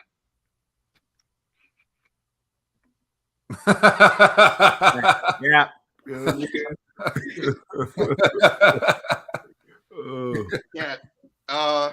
Listen, I was sitting there watching that fight. I was like, oh my God, what happened to Oscar? That's what I was saying. Not Virgil, Oscar. Oh my God, what happened to Oscar? You know what I'm saying? That's what I was saying. Oh my goodness. Oscar Valdez, I feel like since the bell started, it was like he was just stuck. Like he was overthinking everything. Instead of just going out there and being Oscar Valdez, it just seemed like he was overthinking everything and getting hit with everything. He didn't implement the game plan Reynoso had, because I heard Reynoso in the corner telling him, that's not what we worked on. Do the thing that we worked on in the gym. I understand a little bit of Spanish. You know what I'm saying? He was telling him, no. I need my tea to do that. You know what I'm saying? Now, what happened was Shakur Stevenson was just too much. And I don't see nobody at 130 being able to compete with him. I said whoever won this fight, I said Shakur Stevenson won this fight, he deserves all the credit. And this was the test that I needed to make him and put that stamp on him. You know what I'm saying? At 130, he's the man. If he really want to test himself, he's going to have to move up. You know? This was the test right here. And he beat, to me, the best guy in that division. That was Oscar Valdez. Last week, right, because I don't want to take away from this victory of Shakur Stevenson, because I thought that it was a great masterclass, right? And last week, my brother Caden said something. Look, I'm about to disagree with him now. He said that Oscar Valdez... have to announce the disagreements now. Disagreement number one. Actually, this is disagreement number two. Hold on. This disagreement number two, because you had Katie win in and I had a minute. So now you got, all right, so disagreement number two. Go ahead. Now here's three. You said that Oscar Valdez knocked out a Purcell that wasn't good because he lost his next fight. He got stopped. I thought that it was because of Oscar Valdez, the way he beat up Purcell, that made him lose that next fight. I thought that Purcell was a monster at division. Anybody that was in his way, he was going on a 30-fight streak of kicking their butt. And Oscar Valdez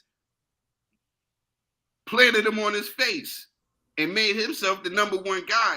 So that's why when I said if Shakur Stevenson beats Valdez, that stamps him as the guy, and he should be in pound for pound, in the top 10 pound for pound, just off of that, because he was amazing last night. Kenny the Crab was getting on my nerves a little bit, you know. But other than that, What else is new? Kenny the GOAT. Yeah. Kenny the Crab, you know, with the low blows. But no, I was mad at Oscar Valdez. You don't look at Kenny when he hits you low. You hit that little punk low back. You know what I'm saying? You hit him back low. That's what you do. Every time he was staying his hand out, you know what I'm saying? He'll look at Kenny. No, snap that thing off. You know what I'm saying? Stop looking at Kenny, ain't doing you no favors. You know what I'm saying? But look, it was great. It was great. I'm not mad. Shakur Stevenson. Yeah. You that kid. And you proved it to me last night. And I said, if you win, you deserve all the props in the world. And I'm giving you your props. And I'm giving you your flowers. Young man, you were spectacular. You was amazing, man. And I don't want to take nothing from you, man. Good job. Mm-hmm. All right. Oh my God, what happened to Oscar? Yo, Nate, you need a coffee, bro? TBE, man, you falling asleep all over the camera, bro. Definitely, I'm with you. Man. He was definitely, Shakur was definitely playing chess. You said it was your coming out party, Ned? Oh, Relax.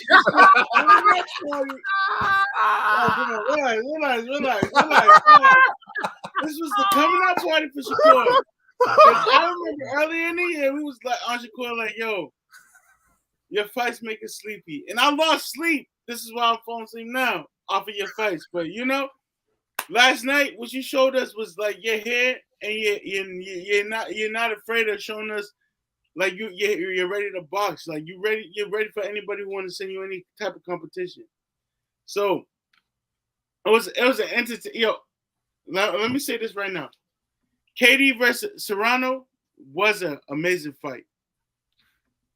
Oscar versus Shakur was an amazing fight, and I loved it. And Shakur showed that he was the youngest fighter He was the how old is he? 22, 23?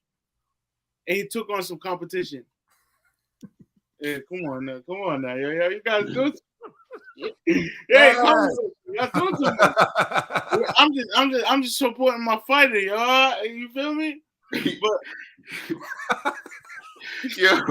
yo, my man Mark David had a pause moment in the comment section. I just happened to look at the comment section, man. You got to put that up. You know what I'm saying? But he is true.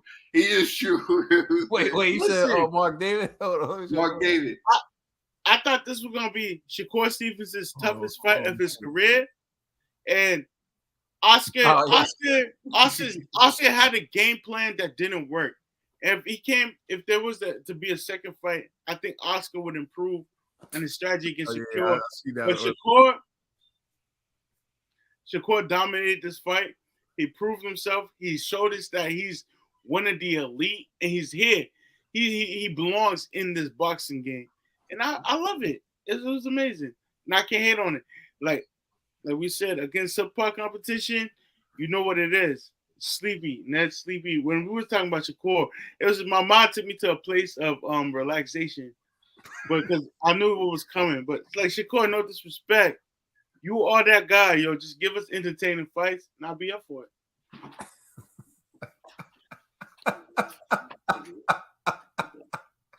This must be trolling. Rich, I think he's trolling. You know what? Y'all are starting to convince me of something. No, being 100% honest, I feel like the moment was too big for Valdez. I feel like he wanted it so badly that he wasn't able to perform. Like he started like overreaching, throwing hooks where he would go off balance.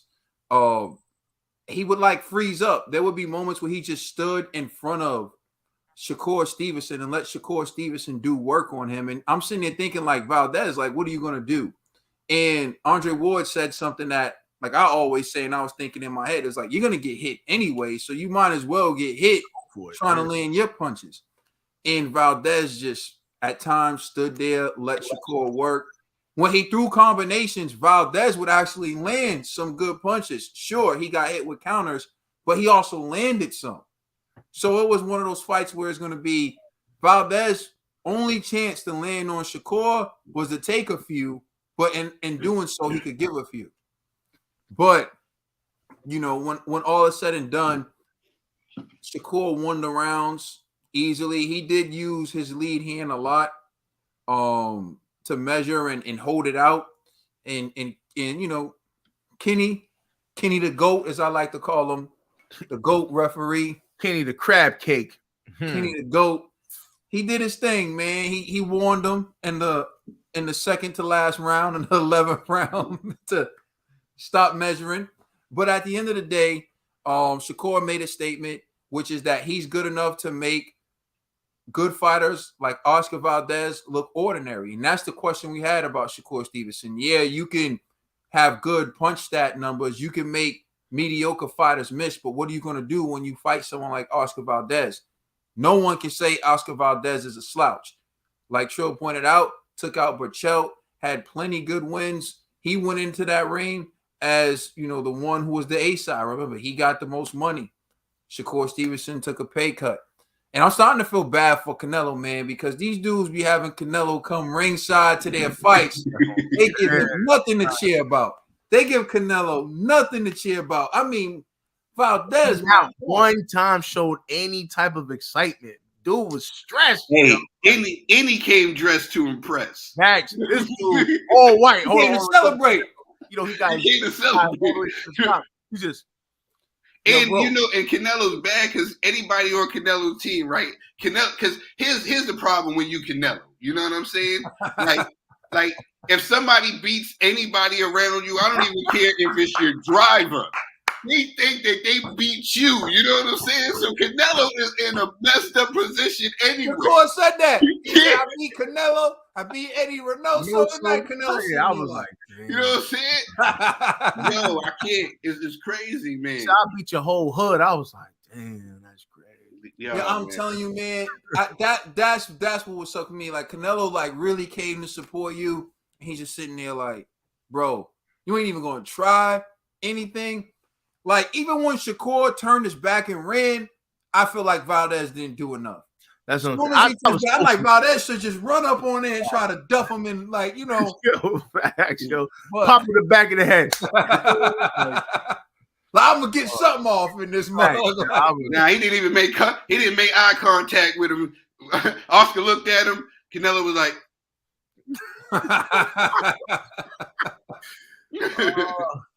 he lucky this ain't the Squid Games. But yeah, you know, it was a great performance for Shakur Stevenson. I was impressed. It's what I wanted to see from him. I was a little disappointed in Oscar Valdez, but my takeaway was the moment was too big for him. He wanted it so badly. If you watch the blood, sweat, and tears build up, he was like real emotional about the whole T thing, and people thinking he was a cheater. And I just think he had a lot going on. I think he was like too emotional and everything, and I think it hurt his performance. But salute to Shakur. What? This really happened. Them jabs hurt, bro. Shakur was actually hurting, homie. Oh, no doubt. No. He did. But also, that was great that you have pointed that out, bro, because he was really passionate about being called a cheater. A lot of people be like, oh, well, I'll show you, you know what I'm saying? Or listen, you know what I mean? That just seemed to hurt him differently. And it seemed to affect him in that fight afterwards. So hopefully he can get past that, because you got to have a thick skin. You know what I'm saying? Even in what we do in boxing, everybody's not going to be a fan of you. Even when we commentate, we're going to get trolls. People's not going to agree with us. That's why we say we give our unbiased opinion on this greatest sport ever. This is boxing. You know what I'm saying? So yeah, with Valdez, I think that really affected him a lot, bro. I'm glad you touched on that. Trilla, I don't want to say we agree, because that. Well, we don't agree on that. Somehow there's something wrong with that. So. I'm glad that you brought that up, because I don't think that played effective. Let's agree to disagree. All right. We're gonna move on to the next topic. Yo, Ned, that's you that's playing that music. What did they play? I missed it. What did he play? You know that I'm coming up. The world. Yeah, Shakur's on the come up. He's on the come up. I'm coming out. That's what. He's on the come up. Is this something you want to tell us about Tank Davis? He got tap dancing skills, yo. That's it. See, it's so crazy. My kids is watching this, right? And they're like, they see the change in me. They be like, yo, usually Pops would have went off. You would have went off for them, you know what I'm saying? Oh, in the comments? Yeah, but it was like, yo, Pops, I see you, you know what I'm saying, holding your composure and all that, man. I'm like, you know, every action don't deserve a reaction, you know what I mean? Like, this is like YouTube culture, man. You're always gonna have trolls, so that's why it's like I just laugh at it. It's just funny. Nah, yeah, that's they looking, you know, for whatever. I don't even care. Give him shines, to give him like attention, yo. Like, yeah, it's crazy. Leave him alone. Are we ready for the next one? All right, the next topic we're going to discuss on Boxing Bros is, did Shakur Stevenson prove he is one of the pound-for-pound best fighters in the world? And we're going to turn it over to Trill Dollar Bill.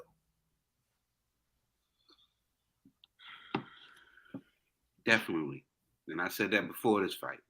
I said if he beats an Oscar Valdez, who is a live dog, he's not no slouch. This is a guy that knocks people out.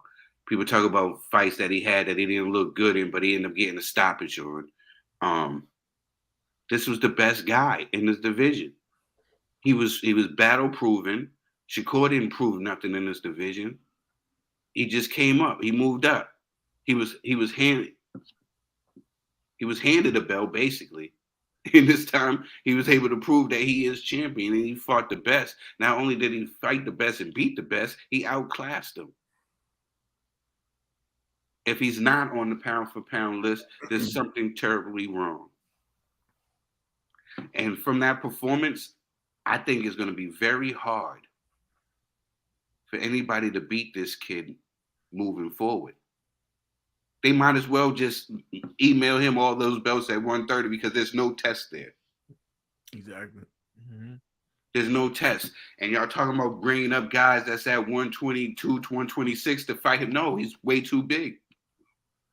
If anything, the next step is 135. And he gives those guys trouble. His speed, his elusiveness, his accuracy, his punch placement, this kid, and he's only getting better. He's a student of the game. And that's the only thing he cares about. Kids his age are cared about the bling bling, stunting on IG. Not this young man. He's worried about dedicating himself to the sport and being in the gym, and that's what makes real champions and legends. And this kid is right on his way to being a great. So he definitely deserves to be on the pound for pound list. All right, Trill says he's on the pound for pound list. Spirit G. Yeah, I actually agree with Trill on this one. That when it comes to 130, he's the best now, like the best. It's like no debate. And I definitely want to see him at 135 because I think that's where there's more competition for him, And so because he's now the man at 130, yeah, I said, why not? You got to put him at least number 10, So he definitely made, he got his foot in the door for the top 10 pound for pound list. So yeah, I agree. And then I'm just curious to see how he would do at 135. I know a lot of people saying he'll smoke everybody at 135. I don't know that. You know what I mean? But he's in excellent company at 135 because I think his skills will match other elite fighters in that division. So I just need to see him do what he does, But yeah, he definitely now he's earned that number 10 slot in the pound for pound list. All right, TBE. I was looking at a lot of lists, like not a lot of like confirmed lists, like ESPN, Sports Illustrated, Top Rank, and all this, and so on. So, is he top 10? I think this has put him in the conversation of being top 10. And there's a lot of fighters out there. Like you have Canelo, you got Crawford, you got Spence, you got Fury, you got Inoue, you got a bunch of people. And this performance from last night, where this was his toughest fight in his career. I'm sorry. I was laughing because a comment was made in the comment section, and JM just eaten it real quick. I was thinking the same thing in my head. Go ahead. Go ahead. I know a few. I know a few. Like for real. I'm on full screen. I can't even see the comments. I would love to see. It don't matter. It don't even matter. Go ahead. Yo, salute to JM. JM be handling business, man. I don't even have to say nothing. You homie a little too obsessed with me. Like, yo, I gotta get a restraining order or something. Shakur. What Shakur did last night was amazing. He I thought it was gonna be a tough fight for him, and he showed that he was there. He was ready to take on any challenges, anything that Oscar brought towards his way. And to be part of the top 10, I would say he is top 10, no doubt. But top 5, there's still more way to go. There's still more ways to go. But stop. Huh? He's not gonna make the top 5, bro. No, I'm saying he should make the top 5.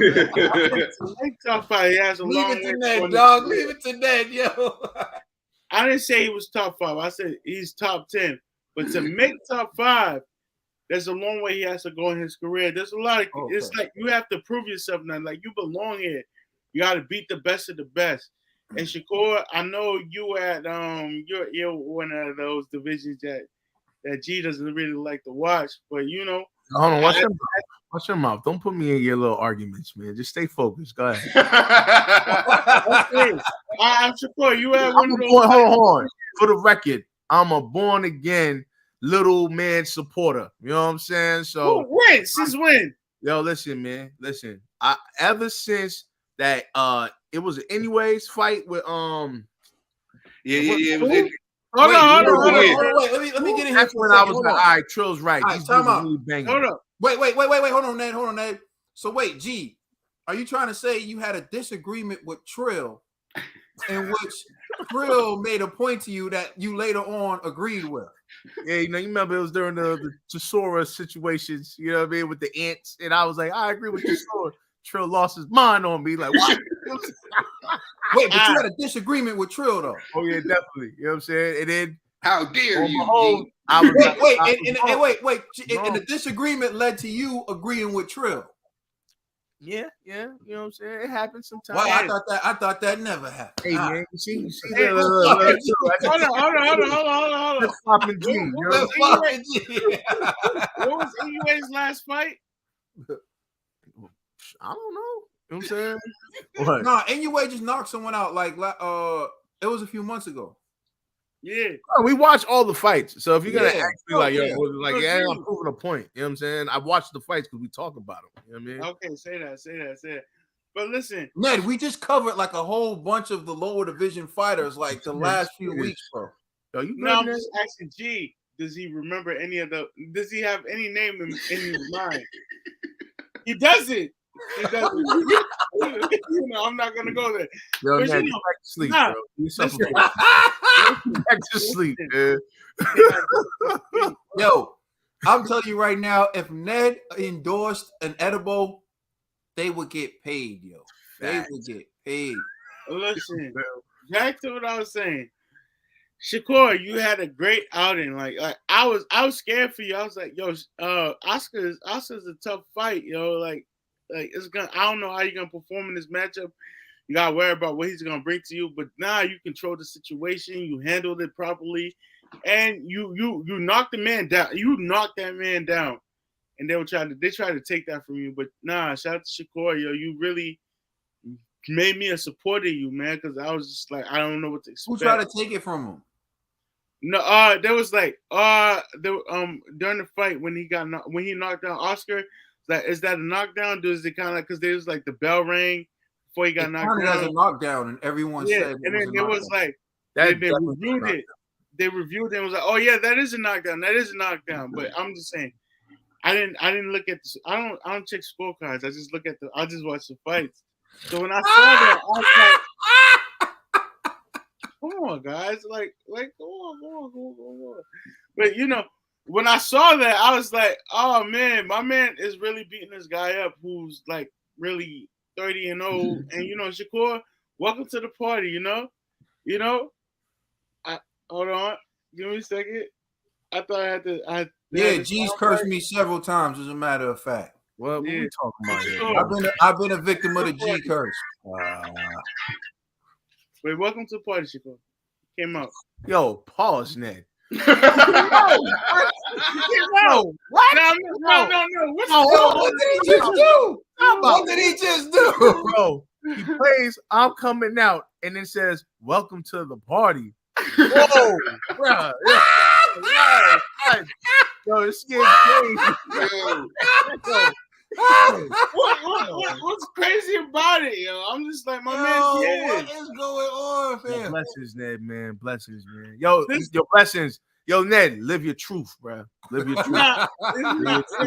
This is not it, yo, bro. You're on the wrong way. Live your truth, Ned. Let's go. Let's go, champ. I had a feeling this was going to happen because Tyson Fury had that Corey moment in the ring with Francis Ngannou, and Charles Barkley had that moment, and Ned feels like they're coming for his throne. And Ned's like, yo, I gotta outdo these dudes, man.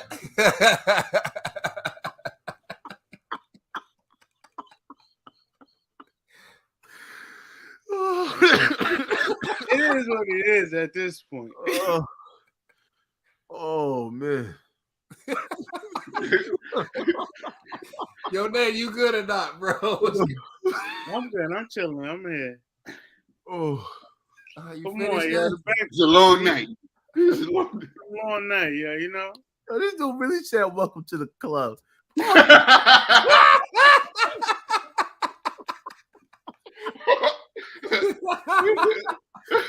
Hello. Ceasefire.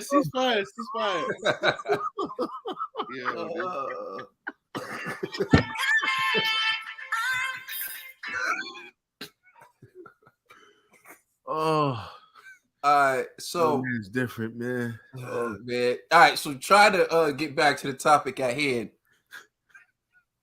No, he didn't prove he's in the power for power list.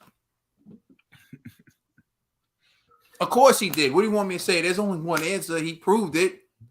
He moved up. He fought another great fighter. He outclassed him, which is something that everyone said they wanted to see him do. And I think his performance was probably the most impressive of the up-and-coming prospects that I've seen recently. So, for example, his performance was better than Ryan Garcia's performance. And his performance was better than the last performance I saw from Devin Haney. When you look at the caliber of opponent that he was facing and how he won. So I do think that Shakur Stevenson has elevated himself onto the pound for pound list. Now, where at this point, I don't know. We have to do our list, and we'll do that again after some of these major, probably after the month of May. I think there are a lot of good fights coming in the month of May. So after that, we should reassess it. We got Canelo fighting next week. And then we have the Charlo fight coming. So we'll assess it then. But he's definitely on the list at this point in time. You got to show Shakur Stevenson some love. And I think he also showed that he may be a star from years to come with that performance. Because if he can make these great fighters look ordinary, then he may have some longevity and some great superstar potential. So it was a big night for Shakur. I just want to put in a little disclaimer. You know how like we tease our brother Ned, but it's all love. We got nothing but love and respect for all the people from the LGBTQ community, all of them. So it's just jokes that we playing with our man, and ain't no discrimination or hate. Just wanted to put that out there. We got love for everybody. All right, let's go to the next topic. Fight breaks out after. You know what I mean?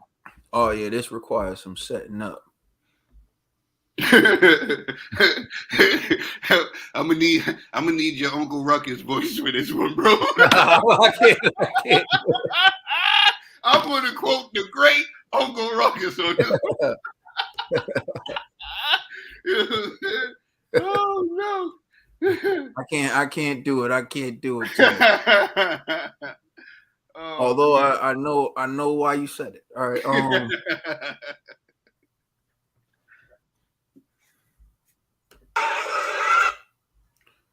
right. There's a lot to set up here, man, unfortunately. And we decided to go live because we got a request from the Irish boxing bro. Oh, y'all know where I was going, right? Y'all know where I was going with that. I had a feeling, but I'm pretty sure we're gonna find out more. Now they know, you know what I'm saying? Francisco Cruz, no. Oh man. What up, Alexander? I see you.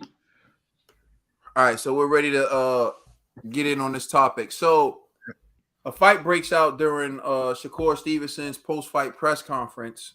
And so here's what I believe Mike Carpenter said about it.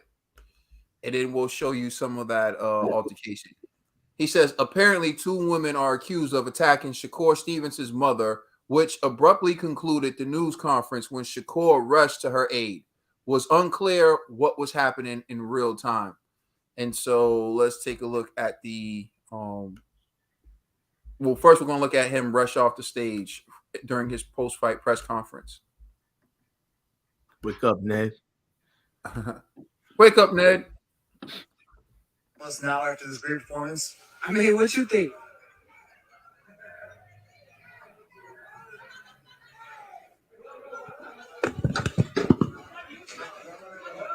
What's happening? What's happening? Yo, don't only sing out Bob. Jay Prince is just sitting there too. Oh, you know the bosses is chilling. Jay Prince. The bosses are chilling. Yeah, the bosses, they like, what is going on? They got people to handle that. The bosses is chilling. That's how you know they're the bosses. They're like, all right, come on this stage though. All right, and so this is not the video that I wanted to share. All right, so let me get back on that. All right, so this is a clip of the altercation in which he ran to Shakur Stevenson.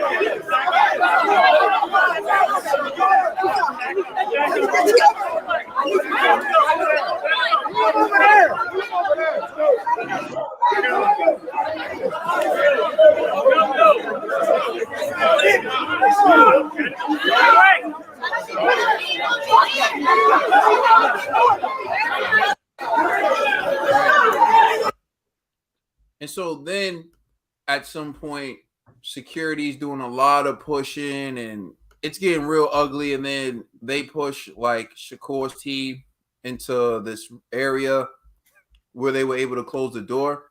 And we're going to take a look at that as well. So as you see, there goes Shakur and his people behind the door. And you can take a look at some more. Move!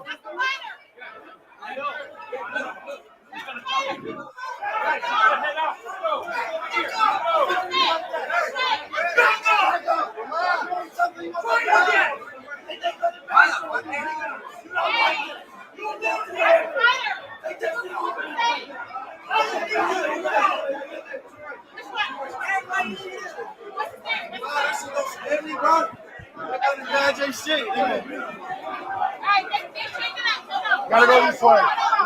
Don't push the door.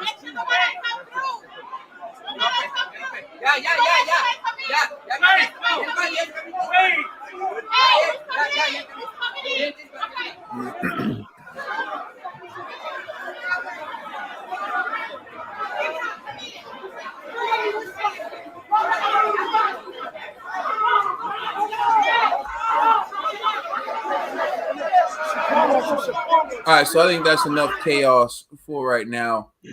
Eventually, they were able to get things under control. But as you saw, Shakur ran off the stage, went outside to where they were fighting, and some of the reports are that 2 women attacked his mom. And so, that's what took place afterwards. Conspiracy G, man, what's your reaction to all of that? Well, I'll say this. I can't blame Shakur for this situation because, if I was in his shoes and somebody was attacking my mother, I'm going to get off that podium also, but where I will, I guess, provide some form of critique is when you're a superstar, you got to just rely on professional security, like relying on homies from your hood. They're not, professional essentially, right? So like, for example, when you seen that brawl happen, one guy was already on the floor and the guy comes up and like hits him in the hook with a hook while he's on the ground. It's on camera, so now it's kind of like, what if that dude died from that punch? Who's liable? Who has to, for civil court, who has to pay out some expenses? That's gonna be Shakur. It ain't gonna be Shakur's homeboy. Everything's gonna go to Shakur. These are your peoples. You brought them there. You're liable for whatever damage they've caused, right? So it's just ideal to have professional security, to have somebody with your family. Like, I know he brought his his new fiance there, like have security that's protecting your family, as opposed to, well, I'm rolling 20 deep with my Jersey fam. Ain't nobody gonna touch us. Them dudes aren't thinking like professionals. They're thinking like dudes out the hood. So it's like, you can't blame them for what they're doing. Well, you could, but this is what they know. You know what I mean? They're not thinking about, your endorsements, your possible next couple of fights. They're not thinking like that. They're just thinking, somebody's trying to disrespect me and mine. I got to hold it down. Rightfully so. But however, to prevent chaos from happening or anything else, just hire professional security, man. Just do that for your career and it'd just be a lot more easier, you know. And I know it's kind of expensive, but I think Floyd is a perfect example. He does it the right way. His team, these guys are legit professionals, you know, and so let the professionals handle it. Yeah, you know, let the former football players, the former police officers, get those type of dudes as your security. Don't be recruiting Ray from your block, bro. That's just it just doesn't work. Yeah, what's wrong with Ray, dog? Why they can't get me to come through, man? Nah, bro, nah. You know what I'm saying? Like for example, man, there's certain people you just know.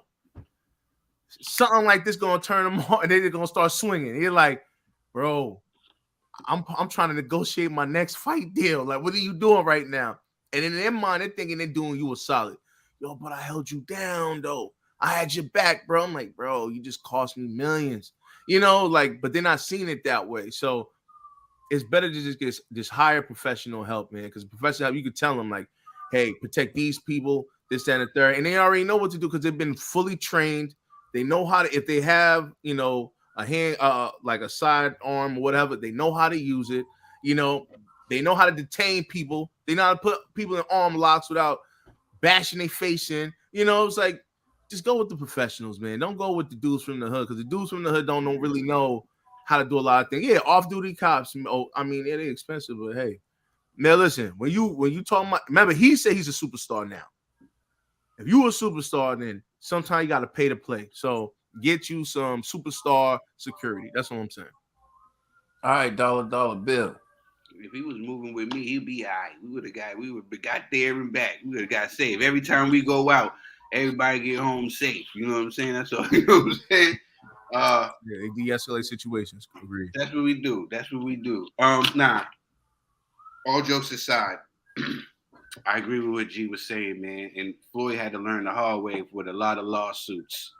You know what I'm saying? And Floyd was too eager to oblige. People forget the young Floyd was kicking people in the head in clubs. You know what I'm saying? So sometimes you need the security to protect the other person. You know what I'm saying? And protect your pockets. You know what I'm saying? From lawsuits. So I'm with that, G. Another thing is too, I really don't know what happened. I wasn't there. You know what I'm saying? All I know is this, from my experience in life, everybody can't go. That's what I've learned. Everybody can't go, you know? And that's what I think Shakur Stevenson is gonna learn. Another thing is too, which is crazy, is after this beautiful performance. Exactly. They're gonna use this in some way. It's gonna affect him. I really feel they're gonna flip this into a narrative which is gonna hurt Shakur Stevenson. But he's going to have to learn that everybody can't go. And I'm sure he's going to realize that after this situation, especially how when he's trying to calm people from his own hood that he brought, and they're still wilding up. But shout out to Shakur Stevenson, because he's a real one. He's seen his people that was in trouble, interview over, dropped the belts, went to go make sure mama's straight. You know? And shout out to somebody else that I give a lot of slack to on this channel. Timothy Bradley. Oh, that's my favorite commentator, baby. Let's get it. I would brag about that, G. I give him a lot of slack. You know what I'm saying? Because of how he views things and the things he says and his fanboyism to certain fighters. You know what I'm saying? But he showed he was a man of integrity last night by getting Shakur Stevenson and his mother to safety. When he grabbed Shakur Stevenson and brought him and then went to go look for his mother, y'all going to find that clip. It was Timothy Bradley who went out and he made sure that Shakur Stevenson didn't swing on nobody. You know what I'm saying? So shout out to Timothy Bradley. I thought that was real of him, to make sure that Shakur Stevenson didn't get into no trouble, and he made sure to make sure him and his mother was getting the safety. He said, I'm not worried about anybody else. I'm worried about you. You know what I'm saying? So that's what it is. Irish Boston, bro, you already know what it is. Look, it's unfortunate that this situation had to happen, but I'm sure Shakur Stevenson will learn from it, and he'll move better the next time. All right, Ned, man, you got the people coming at us, man. They think we got you like, you know what I'm saying? What's going on, man? My eyes may be low, but I'm gonna wait. You know? Listen, Shakur went to fend for his mother, and I have to put myself in that situation. Like, if people are coming, like, if I'm a boxer, I don't care. If I'm in a situation where I'm the star of the show, but people want to attack my mom, I'm dropping everything that's going on for my mom because she gave that to me, and I respect Shakur for that, you know. And that's what's up, man. So Ned, so I know you're gonna take a bullet for me since I'm your dad. Father's Day doesn't really matter around here, but you know. He said Father's Day don't matter around here. Hey Ned, don't be the next Marvin Gaye. G gonna set me up. But listen, I understand. Like, if your mom's in distress, you gotta go save her. Like that's the woman in your life after your woman in your life. But I don't blame Shakur for what he did. And after all the footage I saw, he handled it properly. For me, I would have done the same thing. I would have dropped whatever's going on for my mother. And if it was at the extent where I had to need to stop it, I would have probably stopped it. But shout out to him. I'm not mad. I'm not mad at none of these fighters that get involved when it's a situation involving their family and especially their mother, because that's my mom. Like, and if you're that other side, if it's Oscar Valdez, I'm not saying it's Oscar Valdez's peoples that antagonize my mom or attack my mom, but if the other side is gonna condone that type of behavior to where, his mom can get it, nah, it's not allowed, and I'm not allowing that. That's straight like that. But can I add one thing though? But your entourage do have to, including your family members, they have to know whatever you do is a reflection of me at this moment. So, and there's real life trolls that just want a payday. So they're antagonizing you to swing so they could go by later like, oh my God, he broke my jaw. I can't go Mike Tyson in the airplane. Exactly. So it's like you gotta know, like, when you're at a particular level, they're coming for you. So it's just like, don't even entertain pushing. Like, like now you know how I am. When people be like, they'll say something, I just hit them with the God bless. I agree. But when I hear my mom's out there in a brawl, like there's something going on. My mom's in that section, I have to go save her. No, I agree. I'm saying these type of conversations should be had prior to these events. Yes. Like, hey, if I'm inviting like 10 people, yo, fellas, just know, please, man, like, yo, this is my career here. Don't mess this up for me, this, that, and the third. Sometimes you have to have those conversations with people because you know what they're going to do. You know how they give it up. You have to have those conversations. I'm saying in a moment of, like, for instance, Tyron Woodley, a couple months ago, we talked about the same situation where his mom was being pressed by Jake Paul. I'm like, nah, don't involve my mother in this. Like, she's here to support me. Let her support me. Don't antagonize her. Don't talk trash to her, nothing. Yeah, she could be like, my baby's this, my baby's number one, my baby's gonna beat you. That's a part of the sport. She's here to support me. But you gonna sit here and then, like, get her angry or get her out of her element. Like, she doesn't do what we do.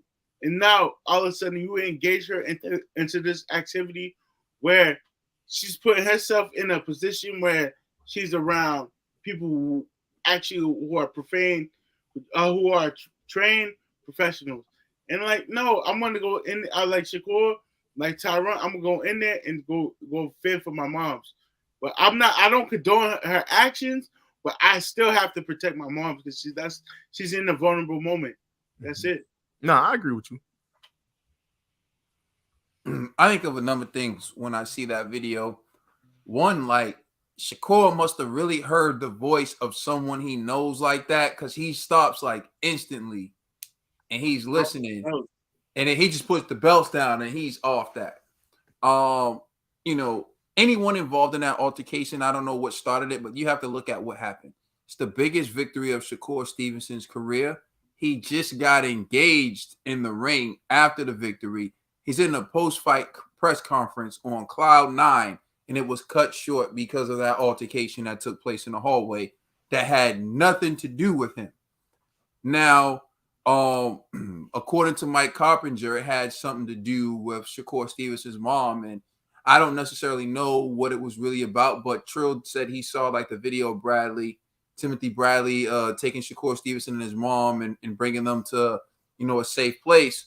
And I did hear in the video, the one from Fight Hub, the extended video, people saying like, nah, they were going after his mother, or they were going after his mother. So I think that's probably the source of why people feel like, the situation involved his mom. But I would say this, I think when you're someone who makes it from where people don't make it, or when you're the one who has opportunities that people don't normally get from a place like, Brick City, New Jersey, where Shakur Stevenson's from, you want to show everybody something. You want to bring everybody with you. But like Trill said, you can't. Because although he had an entourage, that's just more people who should have been able to handle that situation efficiently without any drama taking place. Mm-hmm. If you had more educated, if you had professionals there, that situation doesn't go down like that. The reason is everybody's trying to get physical. Everybody's pushing. You have a group of people doing all this stuff, and security's like, I can't tell who's who. You know what they say? Don't argue with fools, because people from a distance can't tell who's who, right? So they're watching this altercation, and maybe Shakur's entourage is in the right? But the fact, and no, I wouldn't stand by if someone was attacking my mom. But it would be a lot easier to help my mom if 20 people who were there weren't in a reckless altercation all over the place. But I was gonna leave that out, but well, you now I'm gonna let you cook. Now, go ahead, bro. What you want to add? It's no, I understand where is KB2481. I was gonna go there because I'm not gonna.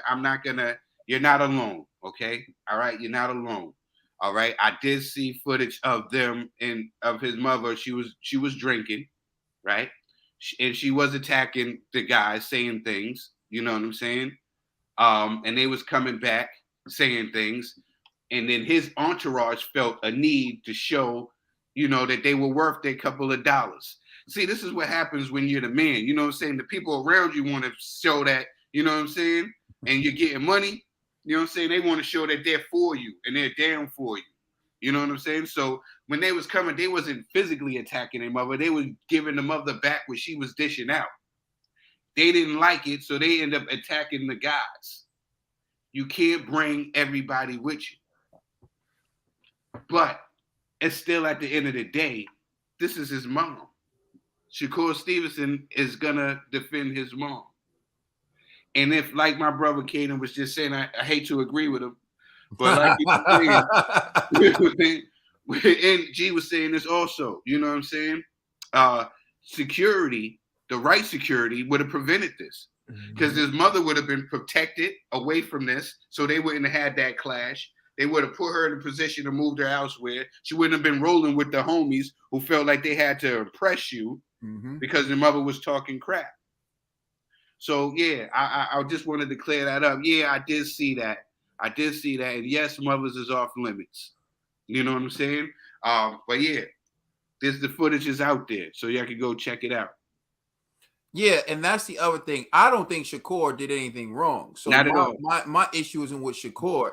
If you hear your mom yelling and you hear a situation, you're going to go run into it. But what I'm saying is you're supposed to have people who understand the situation, so they're going to do everything they can to protect you. You got to have people around you who care about your safety, your protection, and how you come off just as much as you would, or even more so, right? So if say, for example, someone is going back and forth with Shakur's mom and I'm present, I try to de-escalate that. I'm saying to her, look, Shakur just got engaged. He just had the biggest win. Forget them. Let's go see your You son. already won. Let's go show love to your son. Let's they mad. They got smashed. We They gonna just go hating because they mad. Yeah, we about to go celebrate with Shakur, right? While I'm doing that, if I'm there with 13 other dudes, I'll send the other 13 other dudes while I take Shakur's mom the other way. Go handle them. But Shakur's mom's in that press conference, though. You see what I'm saying? There's ways you do this if you want to be intelligent about it, right? We said don't say they ain't even worth it. Like, you dig what I'm saying? So there's a way you can do it. But when you create a chaotic situation, it's hard for security and police to know who started. When they arrive, there's already a fight and you got a bunch of people. And the security's not going to recognize Shakur Stevenson's mom. They recognize Shakur. They barely recognize Shakur. Yeah, yeah. At one point, the security had to be like, "He's the fighter." Right, but what I'm getting at, the only person they would even recognize is Shakur. It's not like it's a group of celebrities there. What I'm getting at is like, it's a very difficult thing. But like with Clarissa Shields and her brother, what happened with Brashear, and how like he assaulted the trainer, and they were just doing what fighters do, talking trash and hyping up a fight the way fighters and coaches do, and he ended up beating up Brashear. Like, in this instance, you can't give everyone access. It's like, fine, if you want your homies to come to the fight, leave them in the crowd.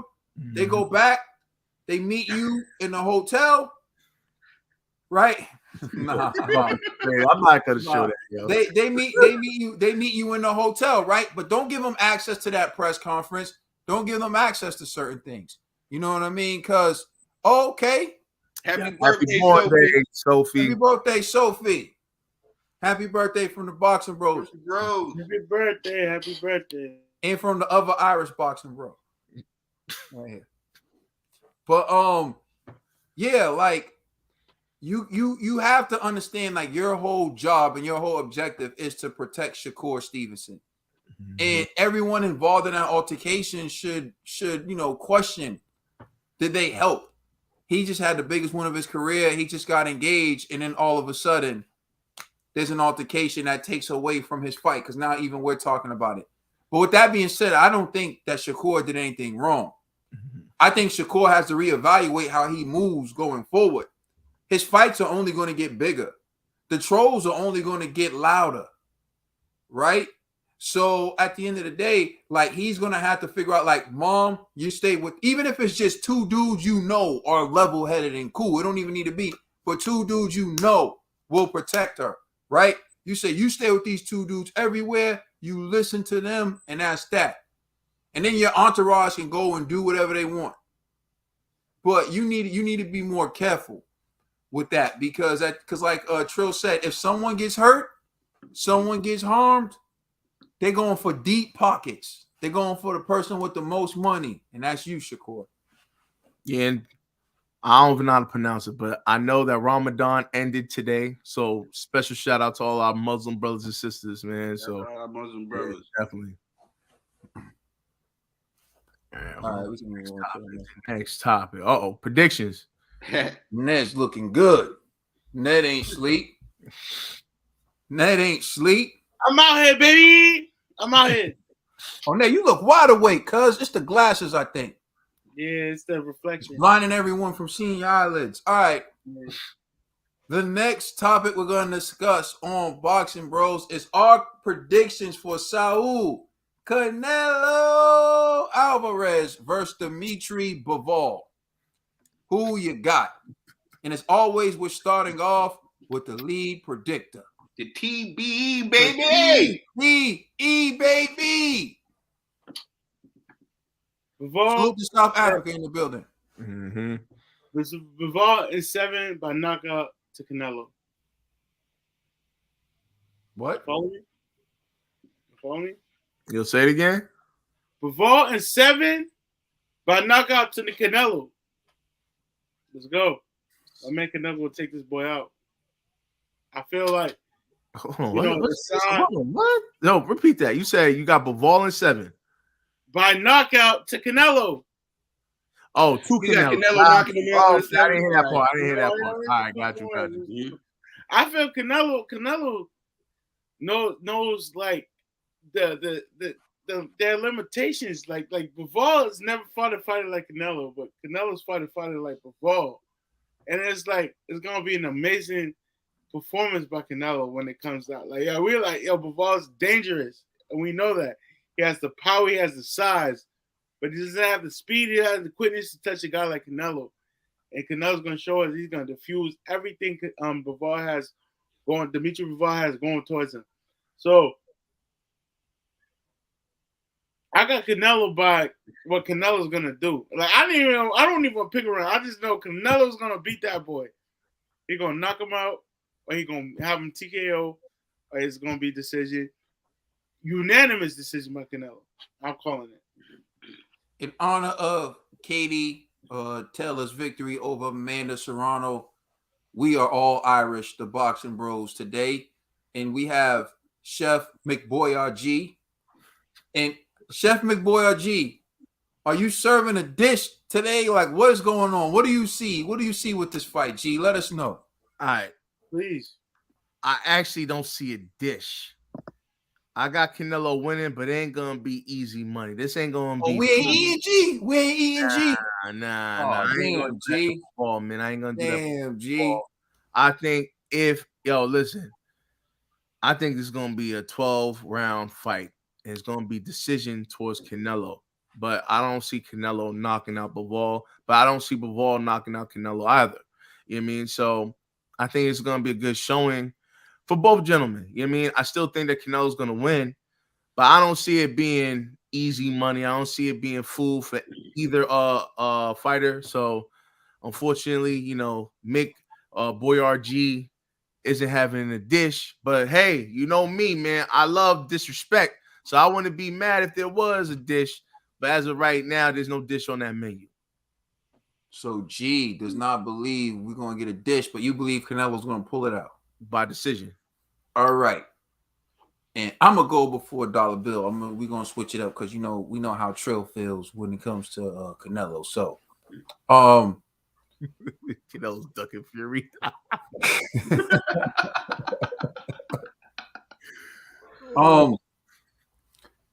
This is a tough one because Canelo Alvarez is moving up after becoming undisputed at 168. He's moving to 175, and Bivol is a force. But Bivol wasn't a tough fight, but it was during quarantine. I can't remember the guy's name. I think it was Richardson, right? So when I say I think, or when I say I believe, that means that I'm not 100% sure because there's something that happens. If I say I think and I believe, I'm just going off the top of my head. That means I'm not 100% sure, so you got to look it up for yourself. Now, if you look it up for yourself and I'm wrong, cool. I never said it in a definitive way. Now, if I make a definitive statement, that means I'm 100% sure. But I do know that during quarantine, Bivol had a fight against a UK-level fighter. I think his name was Richardson, and it was a tough fight. And some people believe that he lost that fight. And I don't believe he had a fight since then. And I know some people are going to go back to that fight and say, like, if Canelo wins, they're going to use it to say, oh, but he was in a tough fight or he wasn't as good as people saying he is. Now, here's the thing, right? Canelo is chasing every challenge, and he's taking on every challenge. And when you look at Canelo's level of opposition, no one else can compare to what he's been doing.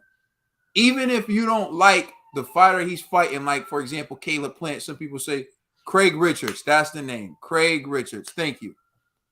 Some people say, oh, well, Caleb Plant wasn't really all that, or Caleb Plant really wasn't a good fighter, right?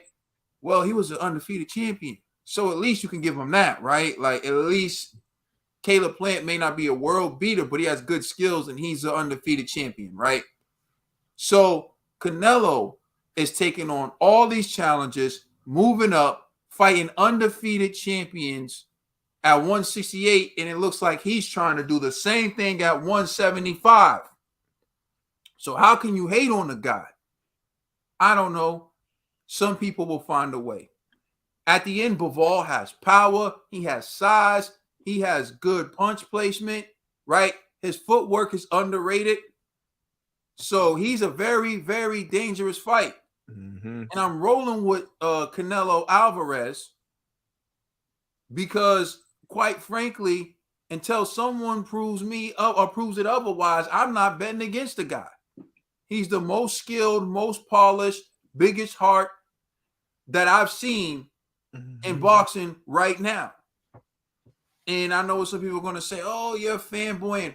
Well, if the evidence, the resume, the superstar status, and everything is aligned, come on now. Am I the one with the problem, or are you the one with the problem? You dig what I'm saying? But I got Canelo winning a comfortable, not comfortable. When I say comfortable, I'm thinking like 2 or 3 rounds, winning the decision by 2 or 3 rounds. But I think it's going to be a tough fight, and I think Bivol's going to have his moments, and Canelo's really going to have to dig deep. So I'm excited. Salute to Canelo for giving us the big fights. Salute to Bivol for taking on the challenge. I can't wait. Trill Dollar Bill, you're up. You said everything. You said everything. I don't have to say much. This is what I will add, though.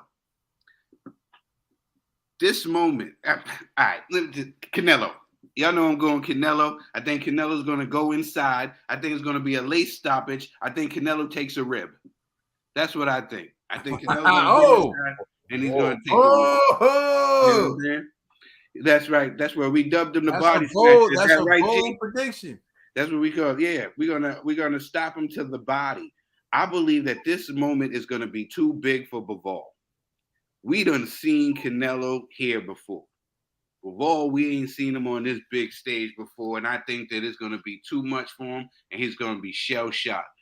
And he ain't gonna be able to squeeze that trigger. So that's what I think is gonna happen. And I think Canelo is just too much. Look, we're talking about no boxing, no life here. There's nobody that's like Canelo right now. He's the best in the world. He's fought the best. He's fought everybody. His resume says it. It's just different. These guys, it's just he wants legacy. When you fighting for legacy, it's different. When you're fighting for legacy, it's different. These guys is fighting to try to get a check. So they're always going to come up short. When you ain't put that real work in, when you get the chance, you're going to come up short. That's just how I see it. They talk about all these guys that Canelo dunking the Benavidez, dunking the Boo. These guys fight each other so y'all can prepare yourselves to fight a Canelo because y'all going to come up short. And it's a waste of time all the time. Because we're going to be saying the same thing over again. But I see that I can see Canelo winning, and I can see him stopping Bivol with his wide punches. I think if Canelo gets inside and he throws that left hook to the body, it's a wrap. There's only so much he can take, and he's going to keep bruising and bruising until that young man quits. Because he hasn't been there before. And then Canelo, we need to be talking about the next step. What Canelo is going to be doing. Because like my bro Caden said, and I'm not betting against Canelo. Ever. He has earned that. He's the pound for pound king in my book. That's Canelo Alvarez. No boxing, no life.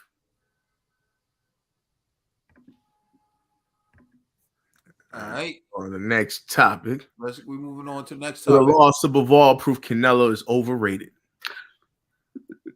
We're going to turn it over to Ned, who, people are concerned about Ned, but Ned, would a loss to Bivol prove Canelo's overrated? No, listen. Listen, a loss to Bivol would not make Canelo overrated. Canelo is pushing his limits, and I love it because Canelo is showing up. If you're a fighter, you want to take on all opponents. You want to take on all challenges. It's not about a payday. It's about legacy. At the end of the day, you want to be the guy that's remembered for doing things nobody else has never done, and Canelo is doing something that nobody else has never done. And I said this since day one. Canelo is gaining weight. He loves food on his plate, and you know, I had a name for it. I had a term for it. Bigorexia. You know, Canelo size him up. He's looking at he's looking at anybody, any opponent, any challenges like they food. So Bivol, loss to Bivol wouldn't prove Canelo overrated. And honestly, if he was to lose to Bivol, there would be a rematch. And I think if Bivol was on his P's and Q's, it'll be size, speed, and strength that overpowers Canelo's size. That's it. Because Canelo has the size, speed. He doesn't have the size. He has the speed and strength to take on any. I'm not looking at the comments right now, so I don't know what anybody's saying. But it's funny. Hey, yo, stay humble, yo. Stay humble, yeah. Come on. But a loss to Bivol wouldn't prove Canelo overrated. It just proved Canelo the GOAT. Like, he took on every opponent and he fell down to he took on a bite he couldn't chew. And that's it. But you know, I can't wait for this match this next weekend, yo. So let's see. Let's see who's overrated by then. I'm thinking the same thing. No pause. Mm-hmm. Canelo gonna do it. No pause. All right, G. Yo, this dude really just said no pause. Canelo's gonna bite Bivol. I'm like, yo, this kid. But overrated, no. But yo, Bivol's not like the fastest. So his style is I don't know. I can't see Bivol really like. It depends. Nah, yo, it's tough, man. But overrated, no. But if he loses to Bivol, it'll most likely be because of the size. You know what I mean? And so you can't knock Canelo for moving up in weight to take on a champion. You know what I mean? So I don't think that will really like blemish Canelo's like his accomplishments, his career, or anything. People are gonna be like, yo, that's what's supposed to happen. Technically, Bivol should win because Bivol's a bigger guy, you know. But I just don't see in my mind like Bivol outclassing Canelo. You know what I'm saying? So if Bivol outclasses Canelo, I'm not gonna say overrated, but I'm gonna be like, yo, Canelo, what's going on, bro? It's looking like, you know, you and your camp is having like a bad couple of months, you know. So I just hope, well, I'll say this. The only way Canelo could look bad is if Canelo comes like not looking like the old Canelo, or not saying old, but like the Canelo that we've been seeing, the winning streak Canelo. If he comes in not trying to, you know, take a body part from Bivol, he's playing more defense, he's not going for the attack. Then it goes like, is he afraid of Bivol? You know what I mean? So it's like, but again, that still doesn't constitute being overrated. It may constitute Canelo being cautious of Bivol's power, but to say overrated just doesn't make sense. So I'm obviously say, even if Canelo gets knocked out by Bivol, which I don't see, I wouldn't classify Canelo overrated because people are going to give Canelo that credit regardless because of Bivol being a bigger guy. All right, so I'm going to go and I'm going to throw it to Trill because, you know, Canelo's his guy. But I could already sense people like they're rooting against Canelo, a lot of people, because they want to see him lose so they can say, see, he wasn't that good. He wasn't that guy, overlooking the fact that he cleared out 168 and he could have stayed at 168, right? Because there was some other fights there, although maybe there weren't because these guys are at 168, but they don't seem like they really want to fight Canelo. So he moves up to 175 to take on a new challenge. And the one thing I know is, right, Bivol's not going in that ring doubting himself. Bivol's going in that ring like, I'm the bigger guy. I'm the champion. This is my division. I'm going to teach this little guy a lesson. That's what he's going in the ring thinking. And Canelo has to get his respect. And Canelo has to make Bivol believe that this may be 175, but this is going to be no different than what happened at 168 and in my other fights, right? Now, let's say it doesn't work out that way and Bivol gets the win. I can already hear people saying Canelo isn't as great, but who dared to do what he did? Exactly. Who became undisputed in a year? Who did it like that? Who has fought as many fighters as he did in the span of time that he did with the credentials? The way he did these guys was like you see in when a fighter's first starting and they're fighting like the easy fights in Tijuana or something. 4 fights a year. That's what Canelo did with actual champions. That's what people are missing. He did that with actual champions. And he didn't even take that much time off from his last fight, and now it's going to be May 7th. And it just hit me when I was preparing, when we were preparing for the show this week, like, yo, Canelo's about to fight again? It seems like we get Canelo fights like every few months. I'm like, dang, Canelo's about to fight again? So you talk about how active he is. You talk about the level of opposition. You talk about how he's only facing champions. Oh, yeah, and by the way, they were undefeated champions. If he loses one fight, that's just what happens when you fight the best after the best. When you fight the best after the best after the best after the best, you become in danger of losing. Look at Katie Taylor and Amanda Serrano. Never fought anyone like each other. And look how good and how close that fight was. Amanda Serrano took a L, but she's not a loser. People aren't looking at her like, yo, I don't want to see her fight again. Mm-hmm. Icy Cruz with Tank Davis in an L because it's not losing, it's how you lose. And Canelo Alvarez has done so much that if he takes an L, I'm gonna be like, okay, look at his streak, look at what he's done, look at the level of opposition. Let's see what he does. Let's see how he loses. But I already know there's a group of people hoping he loses so they can say he was never as good as he is, and a loss isn't gonna prove that. All right, Trodal Bill. Yeah, everything you said. I just want to acknowledge that we got Boo Boo Andre in the comment section as the boogeyman. I know that's you, Andre. I know that's you. Bro, it's going so hard for Boo Boo right now. Yeah, I know that's Boo Boo. They gotta be Boo Boo. You know what I'm saying? Man, to the great. I don't know who that none of that guy is. Whoever's clone, if I don't even know who that is. I don't even know who he's talking about. But anyways, I'll be like, damn, he's human. About time. That's what I'll be saying. Look, it's not gonna happen. Would I call him overrated? No. I'll be like, wow, it's about time. Shoot, somebody got him. You know what I'm saying? He's really on his way to heavyweight, I guess, right? Yeah. Because, but I just don't see it happen. Somebody mentioned in the comment section, like, these are throwback fights. He definitely is a throwback fighter. We're not seeing no fighters like that's why everybody got to mention him. Even if you're not in your weight class, you have to mention him. You know what I'm saying? Look, no. Canelo is such a man. Listen, I hate doing this, man, because you're not beating him.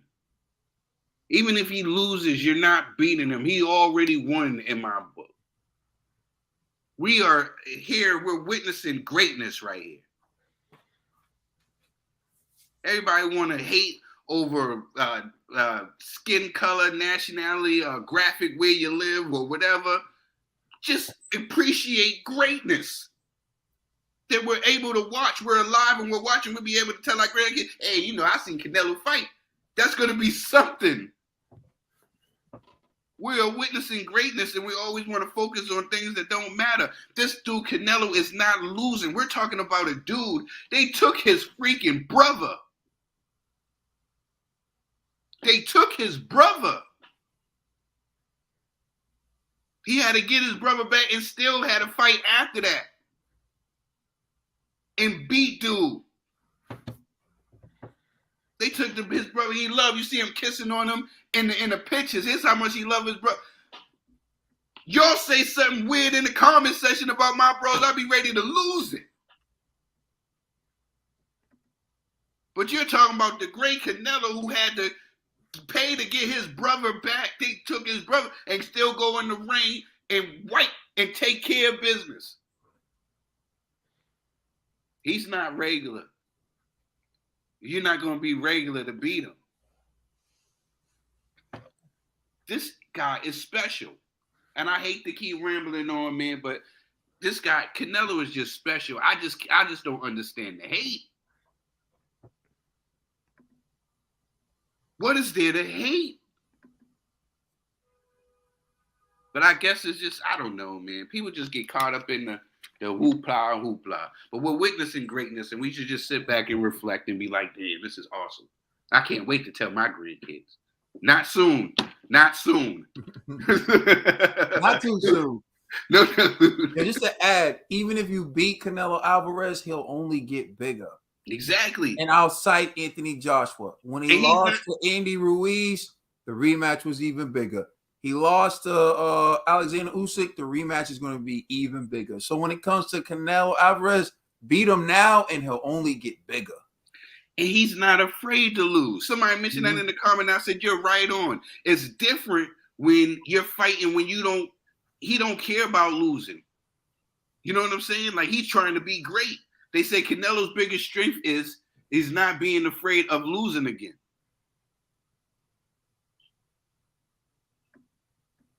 They're more right about that, though. You know what I'm saying? That's true, man. When you think of like all the greats of their sport, they get a lot of hate. Right. And it's until after they're out of the sport, that's when they get that love. Yeah. You know? Or when you're shaking or in the grave. But we're changing the narrative here on Boxing Bros. We're giving them your flowers. This is facts. All right, so everybody got Canelo. And if he loses, he'll only get bigger. You heard it first. But I'm really that you mentioned that with the AJ situation. I ain't even look at it like that. It's really true. But that if Bivol wins, Bivol will become a star overnight. You know what I'm saying? It'd be Bivol got to prove himself. What's that? The Andy Ruiz effect. You know what I'm saying? So go ahead, Ned. Let him know. Ned. If Bivol beats Canelo, then he go lose to Benavides. No, we're not gonna give Bivol his praise and glory if he doesn't prove himself. Like he still has to prove himself. You're telling me if he beats Canelo, that's not proving anything? If he beats Canelo, then loses to Benavides. Now I get what TB is saying. It's like, you know, he's looking at it as the bigger guy. You know what I'm saying? He goes in there, he lands something on Canelo. He still got to prove himself against Benavides. All right, so can I ask a question then? Yo, Ned, so what's his name? Andy Ruiz Jr. You give him credit for anything? Who's Andy? I do give him credit. He did beat AJ. He beat AJ, but then what happened right after? After his loss to AJ, who he fight? Chris Arreola, right? And what happened? No, that's really boo-boo in the comment section. I don't care handled him a decision, bro. Chris Arreola. I'm just saying. He got knocked down by Chris Arreola. So. Yo, we have a special guest in the building. G, let's shout him out. Demetrius Andrade is in the building. The boogeyman is that here. is him. I don't care what you say.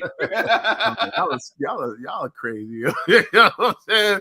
I want to give a real shout out to Demetrius Andrade, by the way, because I know some of his family members, and they're really cool people. So Demetrius Andrade is really a cool guy. But I bet you I know like 30 of his cousins. Yeah, you know, we're not anti Demetrius Andrade, brother. We actually like and love him and respect him. So. Yeah, I love him.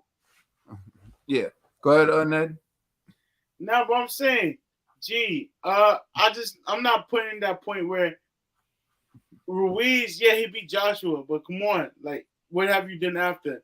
If Bivol beats Canelo, what does he do? No, I'm just saying, based off of that logic, then. A lot of the victories that, and I'm again, I know y'all gonna be like, yo, this dude G's an AJ hater. I'm not, but a lot of dudes that AJ beat, yeah, they may have been champions, You know what I'm saying? But who they beat?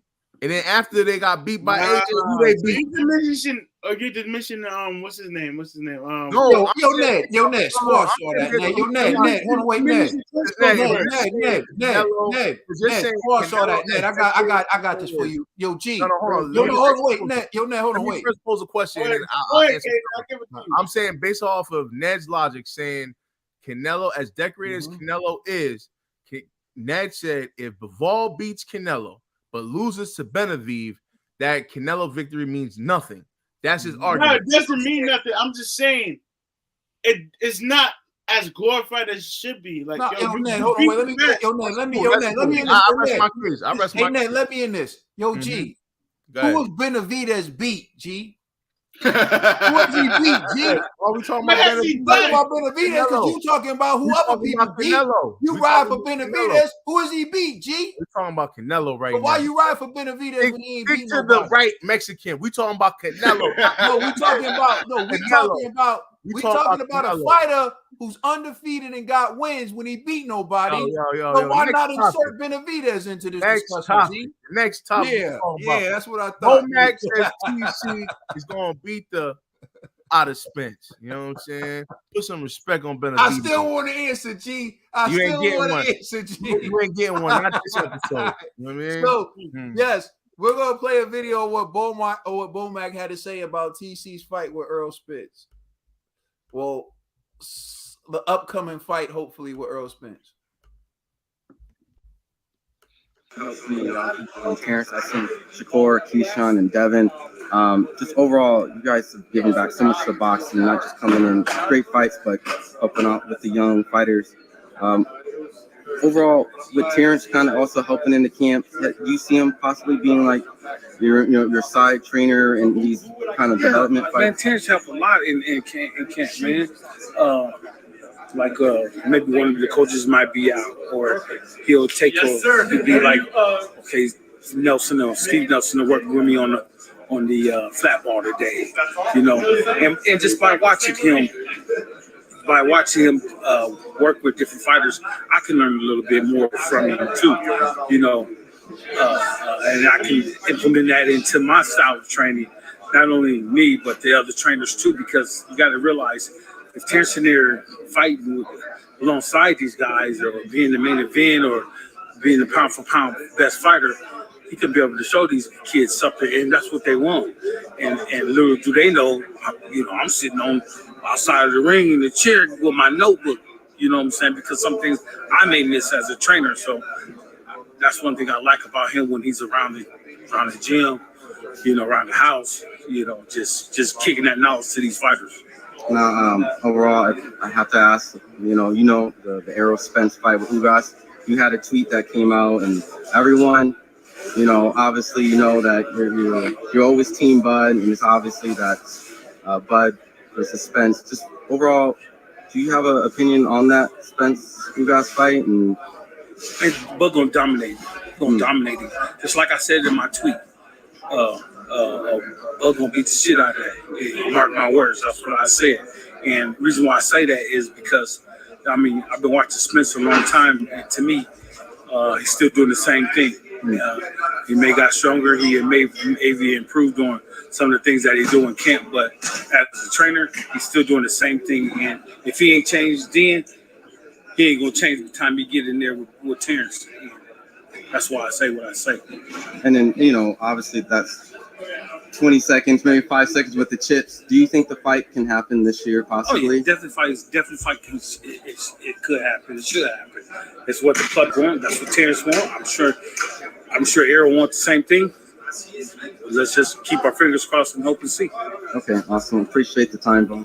All right, so you heard a lot from Bo-Mack in that interview. He's talking about how Terrence helps the younger fighters. He thinks that Terrence will beat the out of Earl Spence because Earl really hasn't changed and evolved, and he's still doing the same things. And he concluded with saying that he believes the fight can happen this year. Trill Dollar Bill, what's your reaction to what Bo-Mack had to say? Okay, he has an opinion. It's like everybody has a butt. Opinions are like, everybody has one. Look, I'm gonna stick to the bouncing ball because I have some things to say to Bo-Mack. And I've been saying this a while for Bo-Mack too. You know what I'm saying? I feel like over the years, Bo-Mack has been doing a little bit too much lately. You know what I'm saying? But that's fine, Bo-Mack. I'm gonna follow the book because I don't want to do it right now. But Bo-Mack says that TC is gonna beat the. All right, everybody has an opinion, and then I heard him say that he's watched Errol Spence doing the same thing. Well, you've been doing a disservice to your fighter because I've been watching your fighter do the same things too. I've been seeing things about your fighter that is being hit and caught with shots he shouldn't have been getting hit with. So it comes to me when I start thinking about maybe you, Bo-Mack, maybe you're not. Oh, I was going to say that, but. Hey, man, you got to let it go. Let it go. I'm going to let the clip go. You know what? Listen, Bo-Mack, it comes time. Sometimes you look at a gift. Maybe you just got a gift, dog. Maybe you just got a gift. You know what I'm saying? Like you talking about like you this great trainer or somebody. You got TC. And maybe TC was just a great talent. You know what I'm saying? He's just a great talent. And you're trying to make another TC then. I think TC is just a great talent and TC is loyal. Even my brother mentioned today, been with his lady, the same lady. You know what I'm saying? Maybe that's just TC. He's riding with your Bo-Mack. But Bo-Mack's been saying a lot of things and has been showing. I've seen fighters that you work with. What about all the other fighters that you work with all the L's and stuff like that? Like, it's just weird with me with Bo-Mack. But I get it, Bo-Mack. You got to big up your man and you're riding your team, TC. But just sometimes, man, you just got to tune it down because it's going to come to you. You know what I'm saying? You get back what you put out. Conspiracy. I'm gonna provide a little pushback from Trill because I don't know. We gotta give Bo-Mack a little bit more credit because you can make the same argument for Virgil Hunter. You know what I'm saying? Like, like let's be real. He's still considered one of the greats because he had Andre Ward, but all the other fighters that he done had, but I never said that he was. Put him in the same position. Give him that credit for it. But you know what else too? Verge. I never really heard Verge mouth off like that. Exactly. Verge ain't never act like that. But what I'm saying is, all you need is he one. think he Freddie Roach. You know what I mean? He acting like he Freddie. You ain't Freddie. I'm you just ain't saying, even Robert. You ain't Robert. No, I know. I'm just saying. I'm just providing that when you were saying you only got one, you can have one and still become a good trainer. You know what I'm saying? That's all you need out here in these streets. So, but to go back to what Bo-Mack was saying about TC being the tap out of Spence. All right. I'm trying to be objective as I could be. I kind of see what Bo-Mack is saying about Spence. I think Spence is a two-dimensional fighter. There's two ways that Spence could fight TC. It could be either what we've seen with the Ugas fight, which is the same style that he had against Kell Brook, or it could be the the Mikey Garcia fight, right? It all depends. Like the Mikey Garcia fight where he was actually outboxing him. He wasn't like bullying him. He was more about, boxing with Mikey Garcia. But with all the other fights, for the most part, Spence is like a rugged dude. He's going to, attack the body. He's going to be like aggressive, right? And I think Bo-Mack is seeing that and saying like, yo, we could expose that style, And so, he believes in his fighter, which he's supposed to. So, and I'm not saying, who will win TC or Spence, but I'm just saying, looking at it from Bo-Mack's perspective, he's seeing a pattern with Spence that he's like, I think we could capitalize off of that. We're going to show y'all TC could make adjustments to get him out of there. So I can respect that. It's cool. It's whatever. I mean, that's his opinion. He's supposed to think like that for the most part. He's TC's trainer. So I'm not looking at it too deep. You know what I'm saying? I'm just trying to see where he's coming from. So I can see that perspective. All right. Before I throw it to you, Ned, I want to go back to something in this video. So I want everyone to help me. Because at one point, Bo-Mack is just talking. But then, like, if you look at his eyes, like they shift, and he clearly looks at something, and it's like something's going on in that area. And I want to know, what do you think is going on in that area? But it looks like he is around the table, and I'll just throw that out there. All right, so let's take a look. Watch Bo-Mack. He's talking, and in his eyes, just what do you think happened in that moment? That's why I say what I say. And then, you know, obviously that's right there. 20 seconds, maybe 5 seconds. What happened there? You saw that look right there? It was like he was clearly looking at someone. Obviously, that's 20 seconds, maybe 5. Like, what do you think was happening there? Oh, nah, that was professionalism right there. We do it all. I do it all the time on Boxer Bros. You want to see what he did? I think this is what I think he did. I was looking at my phone. You know what I'm saying? You gotta check the messages. All right, okay, yeah. What'd you say? You know what I'm saying? I thought that was just one of those a player move right there. You know. All right, hold on. Little Jacob might be on to something. Little Jacob said he was looking at a sandwich. Strangeness might be on to something. This is it. Strangeness might be on to something too. He saw some cake. He's like, make it bigger. You better cut a bigger slice of cake than that. You see some yammies walk by, man. You know what I think happened? I think Bo-Mack had like a nice plate on that table. He was giving an interview, and somebody was trying to like sneak over. He was like, they were like, all right, we ain't messing with Bo-Mack, man. Y'all are savages, yo. All right, TBE, man. What's your reaction to what he said? What he said was what he was supposed to say, but for me, it was a little distaste because like being delusional. When it comes to my fighters, like I'm a ride or die for AJ, yo, but I'm gonna be realistic. Like his opponents can be deadly. Like before he fought Usyk, I was like, yo, Usyk got the skills to pay the bills, but I'm rooting for AJ, so and so, and you know. To sit there and say your fight is gonna beat the dog crap out of somebody, it's just, you gotta be at least realistic with your fighter. If you're in TC's corner, I doubt TC just wants yes men in his corner. Like, yeah, you're gonna beat him up. He can't fight. He's not a boxer. You saw he couldn't even take out Ugas or whatever. He couldn't knock him out. He broke his eye or whatever. The doctors had to stop him. He can't do this. He can't do that against you. It's like, come on now. Like you gotta be realistic when it comes to boxing. You gotta yeah, yo. If they give you your back, you gotta attack. That's the law. If they give you your back, you gotta attack, and that's it.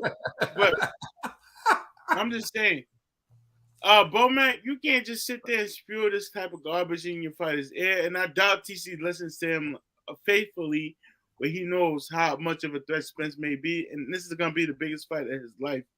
So you can't just sit there and spew garbage when it's the biggest fight of your life. All right, so I'll say this: Bo-Mack is being Bo-Mack, and like, of course, he's gonna say that. TC is his guy. TC is his main fighter. TC is his prize pupil. So, of course, he's going to feel that way. I feel like, keep the same energy. They're keeping the same energy they keep with everyone else. Basically, they feel like they're levels above everyone else. They feel like they'll dominate everyone. So they feel like they'll dominate Earl Spence. He's saying it. To me, the most meaningful thing that came out of that interview was he believes the fight can happen this year. TC wants it, and he believes Spence wants it. That was probably the first time I've heard someone from TC's camp acknowledge that they believe Spence wants to fight. TC is saying he wants to fight. Spence has said he wants to fight. So to me, that was the most useful piece of information that came out of that interview. And the funny look away from Bo-Mack. Of course, we're just joking. We got nothing but respect for Bo-Mack. But Trill brought up something, and I think it's a perfect segue. But in doing what Bo-Mack did, you do get out what you put in. And so when he did that, Earl Spence responded, and Earl Spence said something about Bo-Mack in his comments. and then TC had a response, and we're going to talk about both of them right now. So we're going to the next. Yeah, we're going to the next one. Yeah. So Spence responds to Bo-Mack is the next topic, and so here's what Earl Spence had to say. All right. Yo, this is disrespectful too. He said this bum a dude. And then he posted Bo-Mack's box rec resume.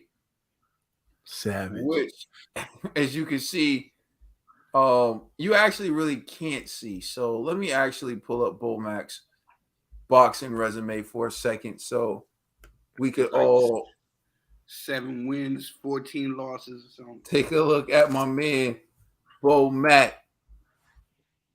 All right, so here's Bo-Mack's resume. And we're going to take a nice little dive in to my man Bo-Mizak.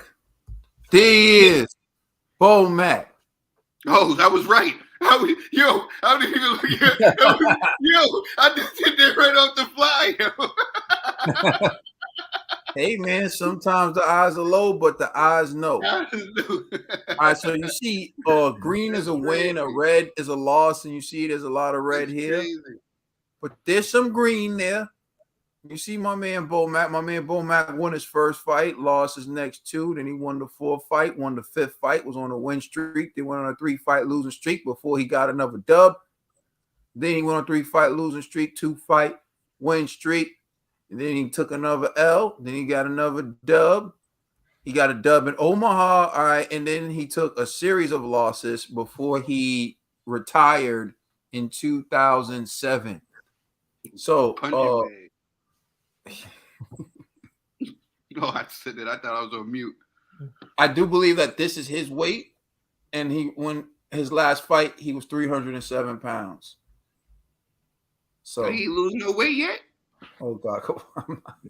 Bro, he's way bigger than 307 now. I know now, right? So that's what Earl Spence had to say. And TC responded to Earl Spence tweet with this. TC said, at Earl Spence Jr., look at that guy record, though. That's the guy who going to beat your A in real life, not the guy you posted for likes. And so here's the guy he posted. Show that resume. I was going to say, we can also take a dive into that resume because, you know, men lie, women lie. Box rec is just here and it doesn't lie. So, not talking about yeah, I mean, no, I'm not even going to lie, man. Bo-Mack, top 8 heavyweight of all time. We want to get into it. I got some things to say, and it may, you know, I don't care what people think. I'm letting it be known what I think about Bo-Mack's resume. All right, here we go. Terrence Crawford's resume. We're going to pull it on blast real quick. Not really on blast, but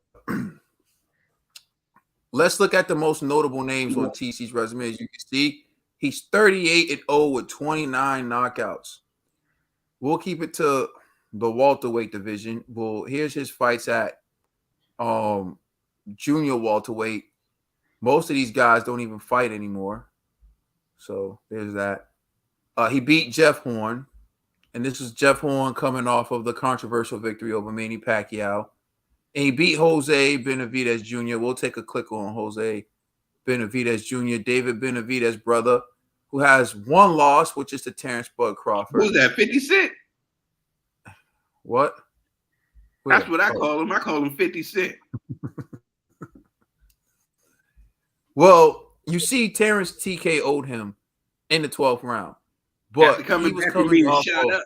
Yeah, he only saw one leg. He got shot. Yeah, so yeah, and he fought this guy in his comeback fight who was 22-0, Frank Rojas, right? Knocked him out in the first round. I know what you're thinking. Oh, he was back. He's looking good. Let's click on Frank Rojas for a second. So Frank Rojas, let's take a look at his record.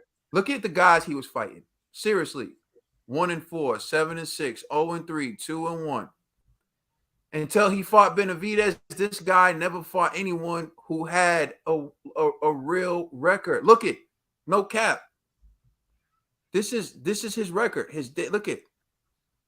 He was fighting easy work. That's what it took to get Jose Benavidez Jr.'s confidence back.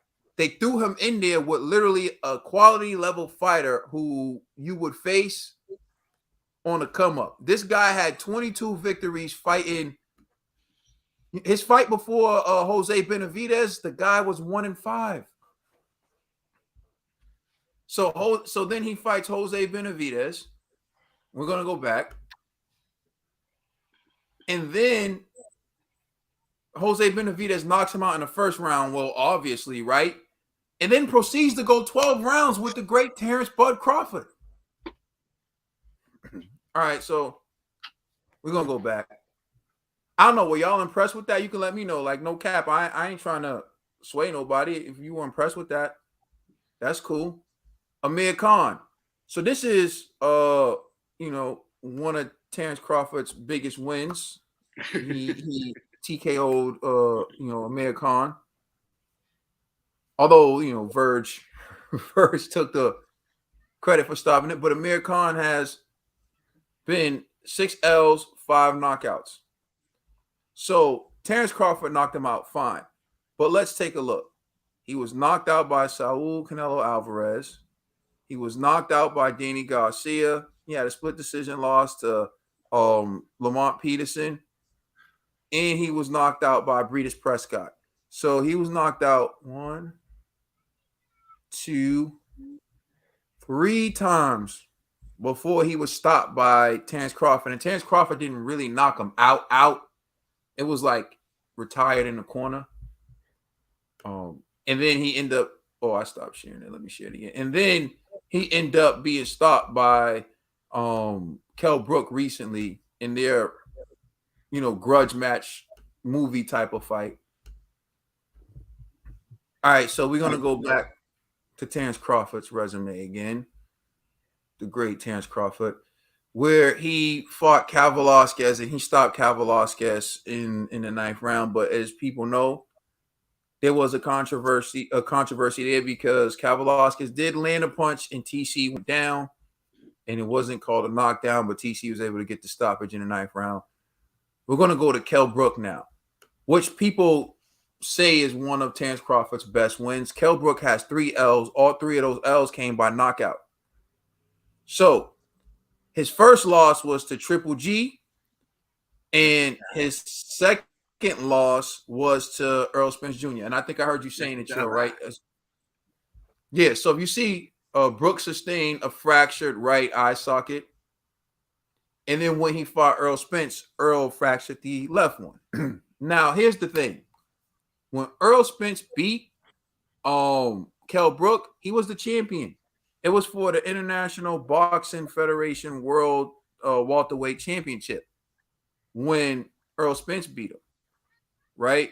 When Errol Spence beat him, he was coming off of his majority decision over Sean Porter, and he had a few wins under his belt before he fought Triple G. Now, people discredit Errol Spence win because he was coming off of fighting Triple G, but then somehow years later, where if you take a look, he was fighting at 154 for his last 3 fights, went back down to welterweight to fight Terrence Crawford, and somehow Terrence Crawford did it better when he did it after and when Kell Brook wasn't the world champion. All right, so I stopped sharing that again. That's my bad. We'll go to TC's next one. And remember, TC's the one who threw his record up there. So I'm just saying. When it comes to Kell Brook, Errol Spence did it first, and Errol Spence did it when he was a champion, right? So I don't know if that matters to you at all. And he had fought 3 fights at 154 and went back down to 147 to fight Terrence Crawford. So now here's Sean Porter, which is the win that people say is the biggest win on his resume. I don't know why this isn't letting me click. Shot Porter. Shot Porter. All right, here's Sean Porter. 4 L's, 1 knockout loss, which was to Terrence Crawford. And so let's take a look at his resume. He lost to Kell Brook, right, in a majority decision, which was a close fight. Then he lost to Keith Thurman, but that was Keith Thurman, before, he decided he wanted to do other things. Now, he has a victory over Danny Garcia. You can see very close fight. And he has a victory over Yordenis Ugas, which is a split decision. And those two fights are controversial. I believe Danny Garcia and Ugas beat him. Then he fought Earl Spence Jr. And he got a split decision loss on that one. But to me, it was unanimous. I thought Earl beat him, but he got a split decision L. Then he fought Terrence Crawford. And Porter was down twice in the 10th round. And then his father stopped the fight. That is surprising. Yeah, but he already had 3 L's and a lot of pants, which is Terrence Crawford's entire resume. And so if you want to say anything, his best win or the best thing about his resume is that he stopped Sean Porter, who immediately retired after the fight. So for what it's worth, you may be 38-0, right? Go ahead, bro. No. I was just in Sean Porter to Sean Porter's credit, man. I'm hearing things, man. Ever since that fight, he ain't talked to his daddy. I don't know. Like I said, I can't confirm that, but yeah, man. I gotta send y'all the reports, man. Somebody saying that it was something about a power struggle, and that since that incident, you haven't seen them together. Sean hasn't, that's crazy. I hope they can fix it if it's true. Yeah, well, again, right now, I point that out to say this. Posting your resume saying that, fight me. Well, actually, wait, where we at? Actually, wait, did we even get in on this yet? No, I think we just went over the resume, right? All right, G, what to say about it? I agree with TC on this, that Bo-Mack's record has no relevance to that fight, so it doesn't even matter. You know what I mean? And not to TC's just defending his trainer, bro. Like, so he's supposed to do that, but Bo-Mack could have had no wins at all. It still doesn't matter because he's the trainer. He's not the fighter. He's not going to be fighting in the ring against Spence. So that was just a moment for Spence just to throw a jab at Bo-Mack. So I get it, but it really has no relevance to anything. So it doesn't necessarily matter. You know what I mean? You don't have to be a great fighter to be a great trainer. You know what I mean? So it doesn't really necessarily matter. So yeah, that's my response to that. All right, dollar bill. Spunk, I think TC's response was cool. Bo-Mack, I think Bo-Mack he brought a certain energy, right? So Spence gave him that energy. You're saying that you seen things in there. You seen this. Like, what are you seeing? You ain't the fighter. That's basically what he's saying. Stop talking. You ain't the fighter. That's basically what Spence is saying. And when you was a fighter, you wasn't nothing. What are you talking about? Lead the fighting to the fighters. That's basically what he was saying. Then Spence responded, not mad at TC's response, because like G said, he's defending his trainer, right? But then you got to question your resume. So Earl should have posted his next. You know what I'm saying? But either way, I think that this is great drama and build up for the fight because they need it. You know what I'm saying? They need it. I think it brings more fuel, more fire, more eyes to the sport. They got to do something better though. I'm gonna start off by saying I think Bo-Mack's resume is underrated. I know he's sleeping, bro. He's sleeping. You know that. Look at him. TV, baby. TBE, baby.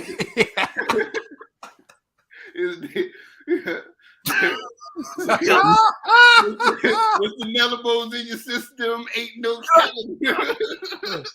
Yo, somebody slipped that edible, man. This is beautiful, yo. This is the best channel on YouTube right now. I'll tell you, my man Ned really wow, he's dreaming of Clarissa right now. Wake up, Ned. Like another TKO.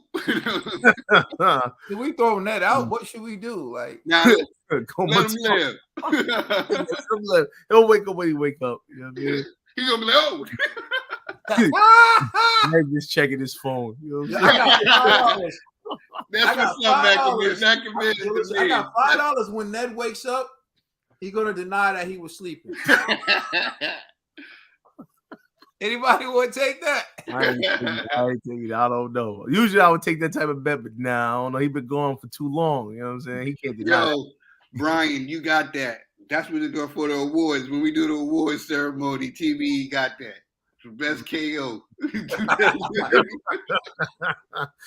He knocked himself out.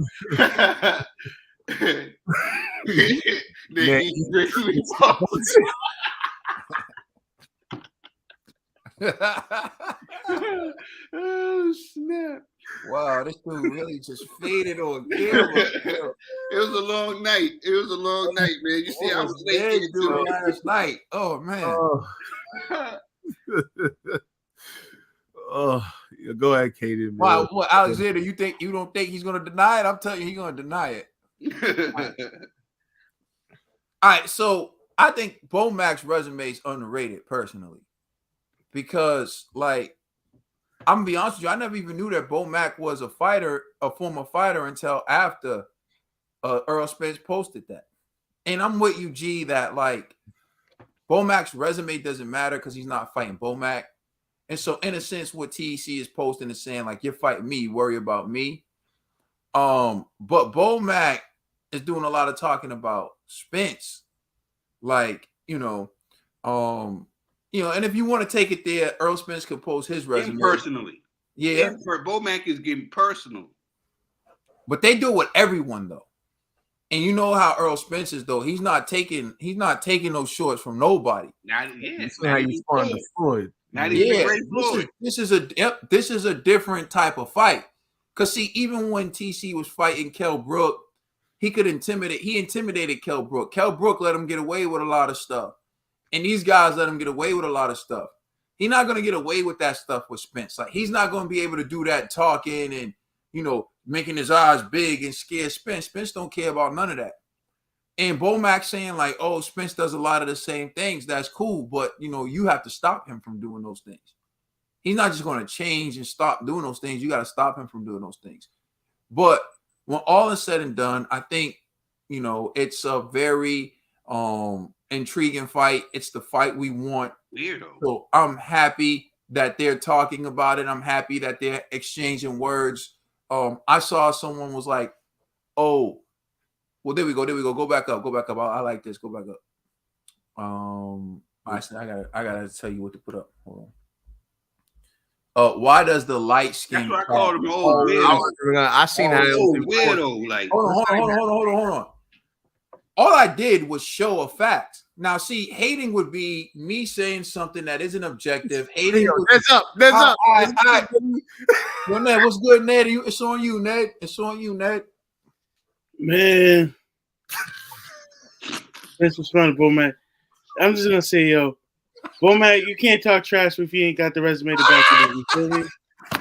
You can't talk trash. Yeah.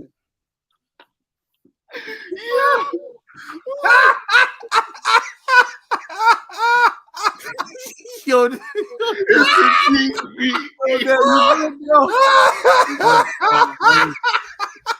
I'm just fighting. You know where you at? Oh, yeah, them netables, man, they different. Yo, Ned, let me ask you a question, bro. Yo, Ned, were you just sleeping, bro? Man, listen, it was a sleep, or was it just a long? Oh my god. Moment in time. It was a long moment in time. That's what I accounted to. You just resting your eyes. I feel you. You just resting. Oh my god. It was a blink and yeah. Yo, Ned was like one of them dudes who be like, leaned out on the corner. Know everything that just happened. You know what I'm saying? You know, people be, you know what I'm saying? They be too slumped, and then right before you think they about to fall, they just find their balance. That's you know what I'm saying? Oh, Ned definitely fell over. Yo, I know. That's why I was dying when Ned woke up. He went like, you know, I was like, yo, bro, this is crazy. He definitely fell over and then he caught himself. All right, Ned, so give us your input. Go ahead. Nah, Bo-Mack, he's just talking too much at this point. Like, you can't just be speaking and knocking other people who accomplish stuff. Like, Bo-Mack, yo, your resume speaks for itself. And yo, I'll be, if you was a gold medalist, won a pride belt, won a some type of belt that made you seem like you can speak on Spence, but like Spence has all right to crap on you at this point. Like you don't do that, man.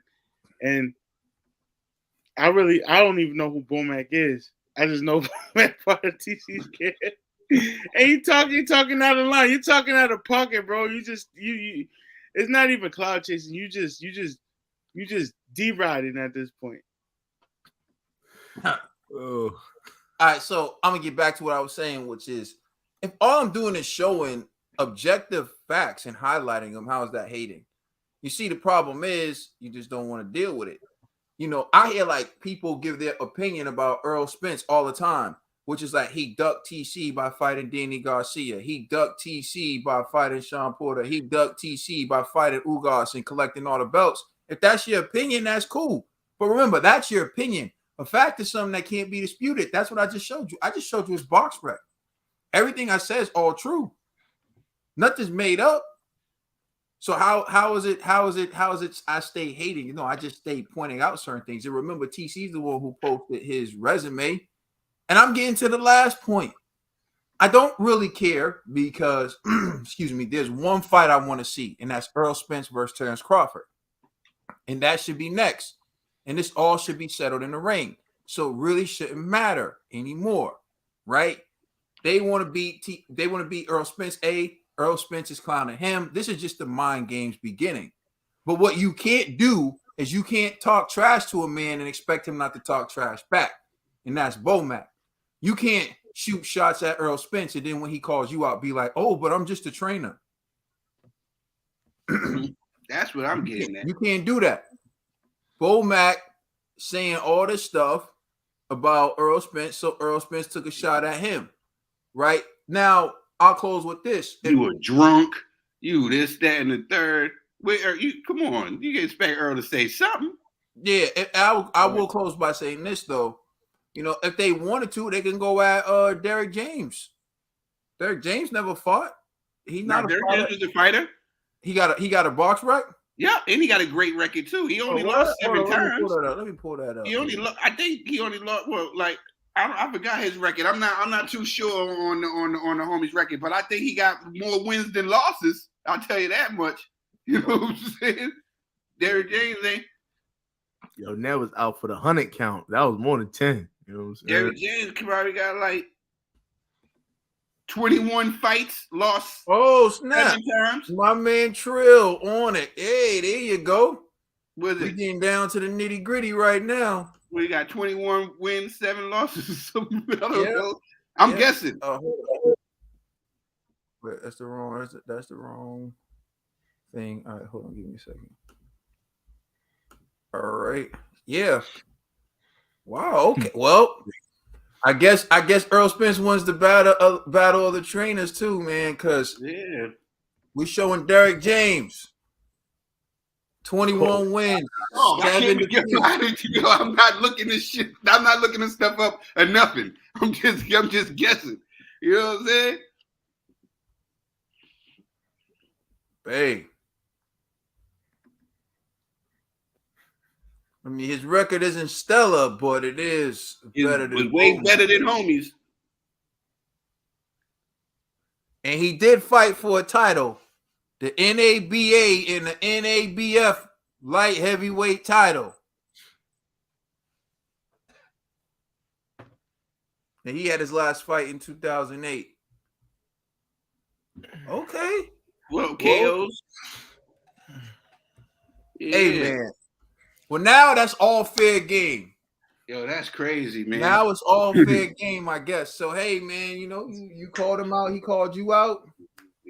I mean, it still stands. You could have posted his trainer's resume and then try to go at him. But, I mean, I didn't hear Derek James saying too much about Terrence Crawford and the way that Bo-Mack's been talking about Spence. So, call your mother. All right, so we on to the next one. Oh, all right, word. Love you. Was it the punch or the push that knocked out Dillian Whyte? Oh man, I forgot about that video. I know that a lot of people already discussed this, but we really didn't get a chance to hop in on this. We're asking, based on an interview with Dillian Whyte, was it the punch or the push that knocked out Dillian Whyte? It's crazy. All right, so y'all ready? Let's take a look at this interview and then we'll discuss it.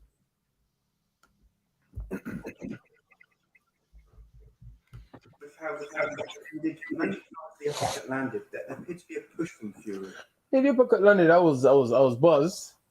Well, obviously, I was trying to recap on my senses, and he proper full on pushed me like that, and I fell over and hit my head on the canvas, which is legal. This ain't wrestling. This is boxing. You know what I mean? But as usual, they let Fury do what he wants and get away with it. You know what I mean? I should have been allowed extra time to recover and then carry on fighting. You know what I mean? And then he pushed me. Then he went to his referee. Oh, don't let the fight carry on. What? And then it was like referee ain't doing his job. It's like, okay, I got caught. No doubt, I got caught. A good shot. So I went for the left uppercut. He went for the right uppercut. He's a bit taller than me. So obviously he landed his at range. I was hurt. I didn't go straight down. I was hurt. I was trying to get my senses together. But then he full on 200 pushed me. It wasn't like one arm thing. He 200 pushed me. I fell over and hit my head. And referee, it's a terrible job from the referee there, but it is what it is. In spite of all that, there was only a second left in the round. Yeah, I should have had time to recover. I had time to go back to my corner, But they, I don't know. Tyson Fury get away with a lot of things, obviously. He said he retired. I hope he doesn't retire because I want another go. You want another check. Did you speak to him afterwards? He said obviously you're a good fighter, you're a warrior, you're gonna be a world champion one day, blah blah blah. But I was just like, yeah, cool. I'm not a sore loser. You win some, you lose some. This is life. This is boxing. I mean, at the end of the days, it was a good fight. Obviously, they underestimated me. He said I was this and I was that, but showed up and I fought. And I gave him just as much problem as he gave me. It wasn't like it was one-way street. You had a chance to think about what's next. All right, so I'm gonna cut it there. I'm turning it over to you, Conspiracy G. Oh, you don't want to? Can you just turn it over to me real quick, please? Oh, go ahead, G. I trolled out, but I got you. Go ahead, dog. All right, because mine is going to be simple, and I'm not going to say nothing else. I only got 2 words, and let's help me in the comment section on the count of 3. 1, 2, 3. Poor Dillian. That's all I got to say. Poor Dillian. Well, Trill's making it very simple for you all. His response is poor Dillian. And Ned the TBE is refreshed after his nice nap. Conspiracy G, what's your reaction to that? Man, listen, call me. Well, I'm be Dr. GMD right now. Even though I'll give him this one thing. Tyson Fury did push him after the uppercut, but before he even landed, he was already gone. Then when the referee told him to walk forward, my dude's legs were spaghetti. Bro, you're done. You know what I'm saying? Now he's pretty much saying, I should have got more time to recover because the shove was so hard. I hit my head. I'm like, stop it, bro. You know what I'm saying? We all seen that uppercut. That was lights out, So Dillian, man, and the one thing I will say this about that video. You did show up. So salute to you. You showed up. But nah, man, I'm not buying it, bro. I'm really not buying it. We all seen you was done. You was dazed. You was wobbly. Your legs was ramen noodles. You know what I'm saying? So you talking about the referee should have gave you more time for what? Like for real? Like for what? So I'm not trying to hear none of that, man. Dillian, and nobody wants to see that rematch. Nobody. You know what I'm saying? Like, not even the most hardcore Dillian Whyte fan wants to see Dillian Whyte get knocked out again. So we gotta just stop that. That narrative's done. New chapter. You know. TBE. Man, come on. It's clearly the punch that knocked this man out. And at this point, yo, he's intoxicated from the punishment that Fury put on him. Like, it's just crazy that Dillian could come out and speak like this. And I guess I would just go as far as to say this. Fury's fists put people in La La Land because they come out with the craziest excuses after. From Glovegate to what's up? I just like to add too. There's a great point from I think it was 1 foot out the door. Like in that fight, Dillian was using elbows. Like he elbowed Fury one time, like using forearms, elbows, doing all kind of stuff in that fight. So I'm like, bro, you can't complain about cheating when you was cheating throughout the fight. Can I speak on it? I feel Dillian used those tactics because he felt he was undersized, and he would have to use all of his body to basically muscle Fury. But Fury could just, we saw against what Fury would lay on him, use everything, but Dillian thought he had to use tactics where he had to use elbows, knees, things of that nature, shoulders, where it was like that's not necessary, and that's where he fell short. It's like you're throwing your body into somebody where that body was using it happens, man. He was sleep like Ned, you know what I'm saying? When you had one thing to win. This is hilarious. Hey, I just feel Dillian, you gotta be accountable, and I'm guessing Tyson Fury's fans will send you to Dreamland because that's where every fighter comes from when they come up with every excuses that they try to wake up from. You know what's funny? Like, I'm being real. I'm trying to be respectful because I think of Deontay Wilder, what happened with him, how he made the excuses, and then everyone laughed at him, including Dillian Whyte, and Dillian Whyte was even clowning him. And then you look at Dillian Whyte, what happened to him, and how like we all saw the fight, but he's taking it like he pushed me. That's what did it. He pushed me, and I hit my head on the ground. Although even when I watched the replay, I tried to watch his head. I really didn't see it hit the ground. It didn't.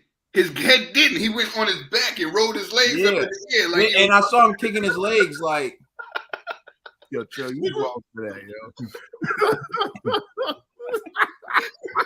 like, nah, so I really didn't see him hit his head, but it's like he's telling himself that, and I guess it really has to be tough to accept that you lost in that way when you're so used to winning. And you look at Dillian Whyte, although he lost to Anthony Joshua, he was on a comeback tour. Like he had really rebuilt himself, and then he got knocked out by Povetkin, and then he avenged the loss to Povetkin. But I think that like for him, it's really tough to take. And I'm starting to realize that like, perhaps there needs to be some protection for these fighters. And what I mean by that is like, if people are going to interview with Dillian Whyte immediately after the fight, he should have to run what he's going to say by someone or speak to someone. So that way they can protect him and be like, yo, sit this one out. You know what I mean? Give an interview like a few weeks later where he's able to sit down, because I feel like it's a lot to ask someone to get knocked out, right? Watch like video of it, fully comprehend everything, and then go and give an interview. So I don't want to pounce on him, but clearly you got knocked out by the uppercut. He pushed you down, yes, but you got back up, bruh, and your legs still weren't sturdy. So you say you needed more time because he pushed you down? Like, and even if we're being honest, if he didn't push Dillian Whyte down, he was going to stop Dillian Whyte eventually anyway. So, I just think I'm giving Dillian a slight pass on this because I think it's tough to digest being knocked out that way in front of 94,000 plus pay-per-view on the biggest stage of your career after you've been waiting 1,000 days and you were supposed to be the mandatory, but they kept letting people pass you so that they can be the voluntary, and you felt like the world was against you. The WBC was against you. The British Boxing Board was against you. you felt like the British Drug Testing Commission was against you because you tested positive for something. I think he just made all this stuff in his mind, and he needs to rationalize somehow that Fury didn't knock him the hell out. He pushed him. Poor Dillian. All right, so we can next topic. If Fury retires, which heavyweight will clean out the division? Oh, this is a good one. All right, since you think it's such a good one, why don't you go first? All right, so all right. The fan in me obviously would love to say Wilder. God, G, I don't want the PCG. No. I'm gonna be. I want the real G. This is the real G, man. Listen, that's who Kaden got, Francisco. That's who Kaden got, Francisco. I honestly think he's up there. Like Wilder could beat AJ. Wilder will beat AJ if they fight. You know what I mean? If they fight, I think he got that. However, the only person I'm like, is Usyk. Usyk is the one that I'm like, I don't even know if Wilder got that. You know what I'm saying? Because Usyk moves too much. You know what I mean? So I think it's gonna be kind of difficult for Wilder to beat Usyk. So my heart, like, I want to say Wilder, but I honestly think Usyk got this. You know what I mean? He's probably the most skilled. Now he's not the tallest like a Wilder, AJ, or obviously a Tyson Fury, but his skills makes up for the lack of size that he has, and he's still a decent size heavyweight. You know what I mean? So, man, I keep blocking these spams. I don't know what's going on. You know what I mean? But anyway, hook up with the TBE, baby. But nonetheless, I honestly, I'm gonna have to just say Usyk on this one, man. Like, the dude is talented, and I think the only way Wilder will win is if he does land a lucky punch on Usyk. But Usyk, the angles that I see him demonstrate against AJ, I know he's gonna be like a handful for Wilder. So yeah, I'm gonna have to go with Usyk. I don't think that's a jinx because you're not picking him for a fight. All right, I'm gonna go with you, True Dollar Bill. Who you think? We got Marvel in the house. Salute. Oh, how you doing? Hey, we're talking about your son in the next segment. Next topic, yeah. We're talking about Joe Joyce in the next segment. I think Usyk has all the talents and the tools. It's two guys. It's Usyk and AJ for me. You know what I'm saying? That's who I got. And I just think Usyk has the elusiveness and the skills, and he has the ability to frustrate these guys and tire these guys out. I think that is definitely, I'm with it. I'm saying Usyk. Usyk got the best shot over here. All right, TBE. I was gonna joke around and say like Charles Martin or Joe Washington got a chance once these in all seriousness, I like we got the guys who solidify like AJ Usyk, Ruiz, Wilder, Parker, White. Those guys are solidified in this division. But I'm gonna go with the prospects coming up. I'm gonna just name three guys. I think Fabian Wadley, Jared Anderson, and Daniel Dubois got a chance to take over this division if Fury retires, because this is that chance to get a shot at a title. Daniel Dubois. Who said that? Who said that? Dubois. What are you talking about? You said Dandelion Dubois? Yo, Ned. Shout out to Mama Marvel who named him Dandelion Dubois, by the way. What the heck do you mean? You forgot Joe Joyce bagged him up? Yeah. I'm not gonna give the torch to somebody who's already reigning right now, yo. I'm giving it to somebody who's up and coming. What are you talking about? So why not give it to Big Baby Anderson if anything? Why would you pick? I'm surprised you didn't say Canelo. Coming up, you was best off saying Canelo. I named three. I started to name three guys that can do it. I'm not saying it's gonna be theirs, but there's still. These are the competition that's coming up in the making. Yo, never. Now, screw that.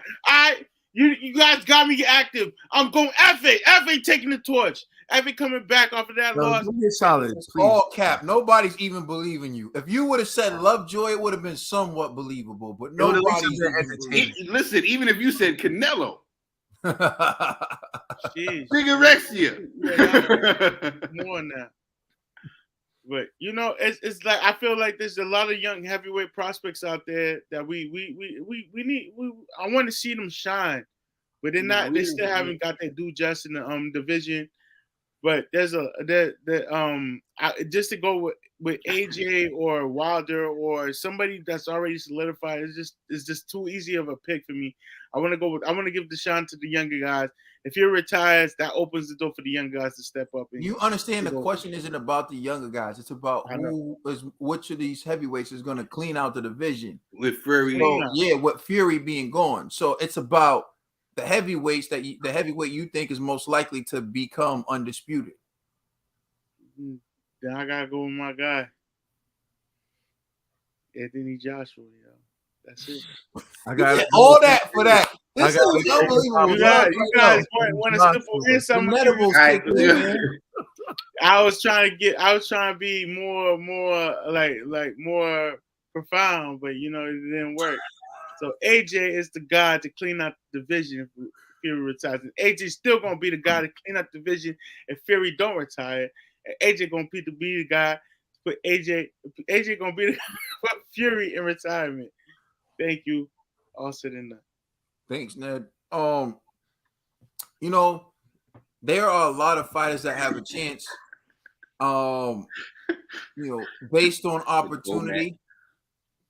I feel like obviously the obvious choices that are out there, Anthony Joshua, Alexander Usyk, mainly because they'll have the opportunity. Because Usyk has 3 of the 4 major titles, right? And Anthony Joshua's fighting him, so naturally they're gonna have a chance to.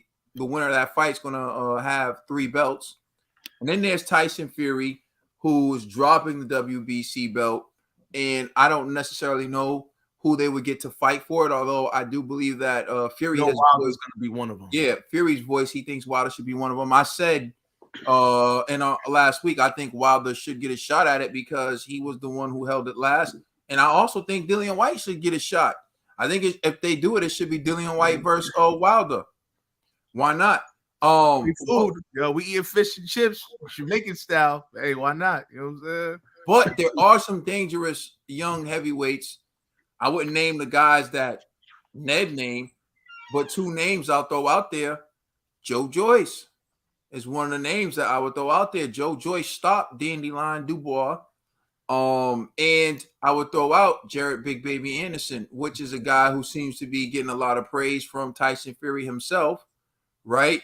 And also a guy who's shown some tremendous promise, but once again, he hasn't been in with someone on the level.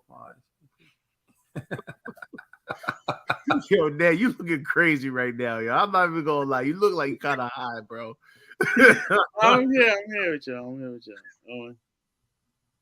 Yeah, so what I do think is those 2 guys have a chance of being a dark horse. And the reason why I said Joe Joyce is because he's already beat Dan Dubois, but also you have to factor this in. And we're going to get into it in the next topic. It looks like he's going to get another big fight coming up, and he's going to get another big chance to prove himself. And if he wins that fight, then he has to be in line for a title shot. He's already the WBO mandatory, and so I'm assuming he's like next in line for a shot at some point. And I think he is dangerous for any fighter because he can take a hell of a punch, and he can give one as well, apparently, because he's stopping people. And, although his style may not come off the screen or jump at you the way someone with quick hand speed does, or someone with fancy footwork and combination punching, all he does is win. So you got to respect his intangibles. And so I think that he's a solid threat to the top guys as well. Yeah, I understand that Joe Joyce is 36, but heavyweights mature later than the average fighters. You look at heavyweights, they mature. Like if you look at Deontay Wilder's about 35, right? and he was beating everyone. Lennox Lewis, when he was in his prime, he was around 34 to 36. So you got to understand that the heavyweight division is different. And plus, you also got to factor in wear and tear and how long people have been doing it. Joe Joyce doesn't have as much wear and tear on him as some of these other fighters do, although he's taking a lot of hard shots. But in the end, Klitschko fought AJ at 42 years old. Yeah, so. And still gave AJ all he could handle. So, yeah, with that being said, if I had to put my money on someone cleaning out the division, I just don't.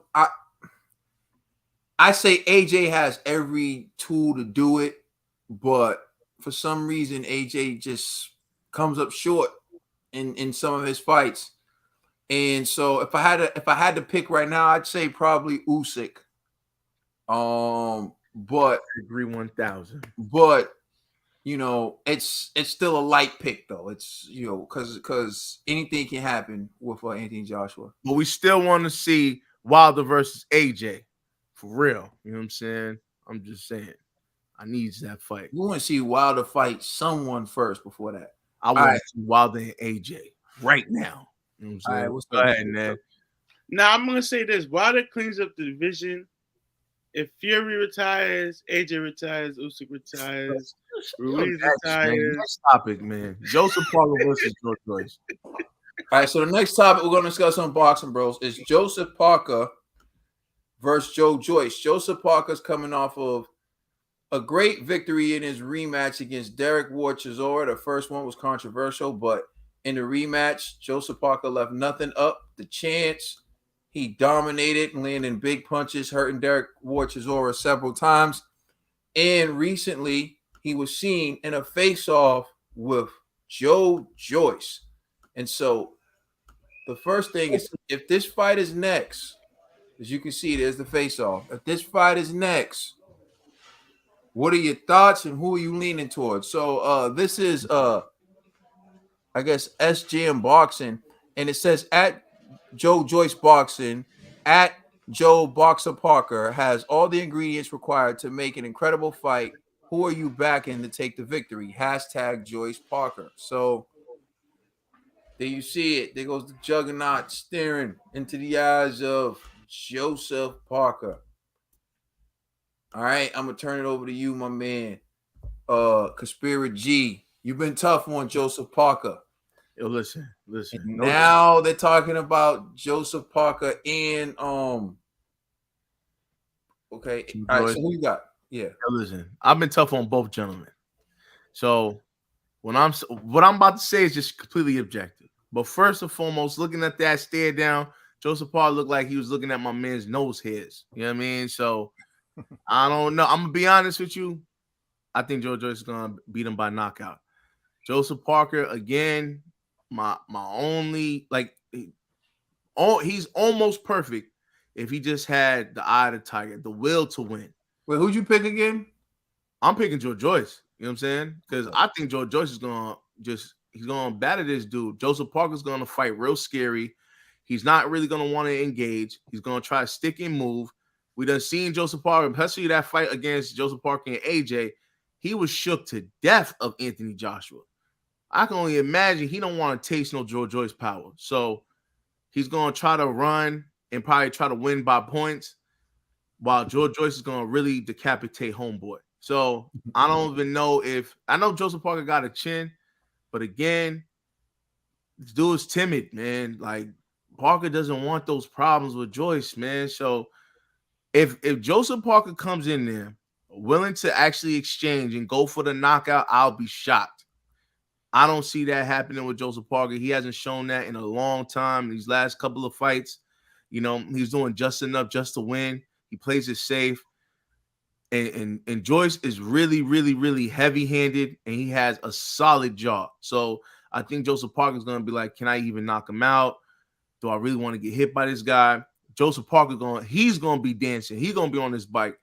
He's going to be wearing them Nikes in that match, and I promise you that. I'm going with George Joyce. This will break the G jinx. Fact.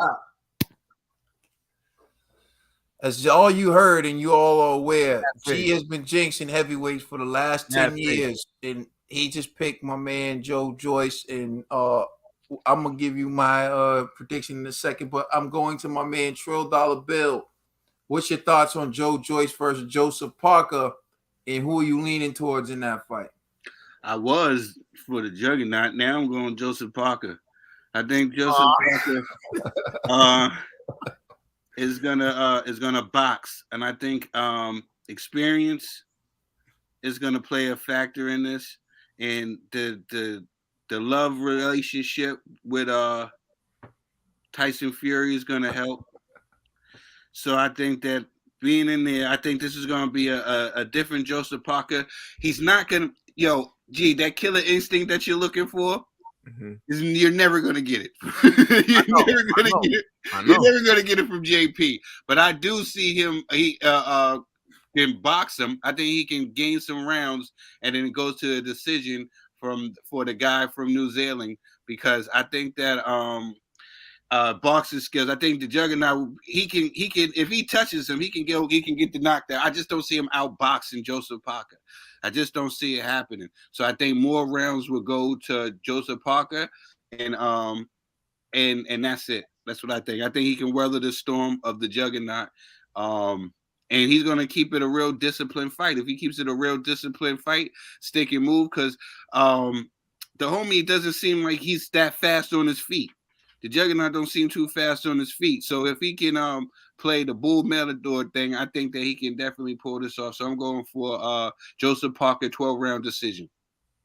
All right, TVE. Man, I was listening to G, then the hair on the back of my neck stood up, yo. I gotta go with Joseph Parker.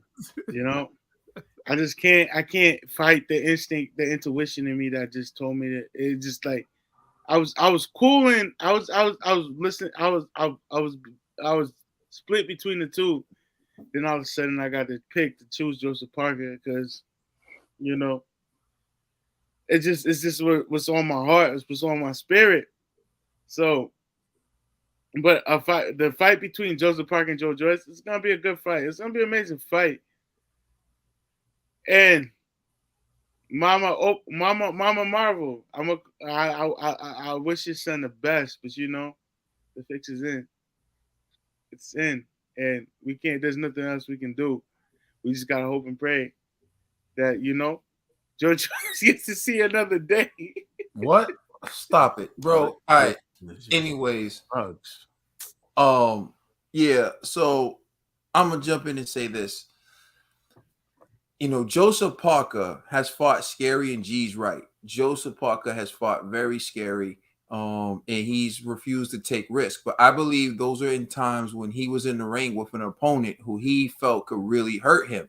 And so, for example, Anthony Joshua, and even in the Dillian Whyte fight, and at times against Derek Ward Chisora, he was very timid.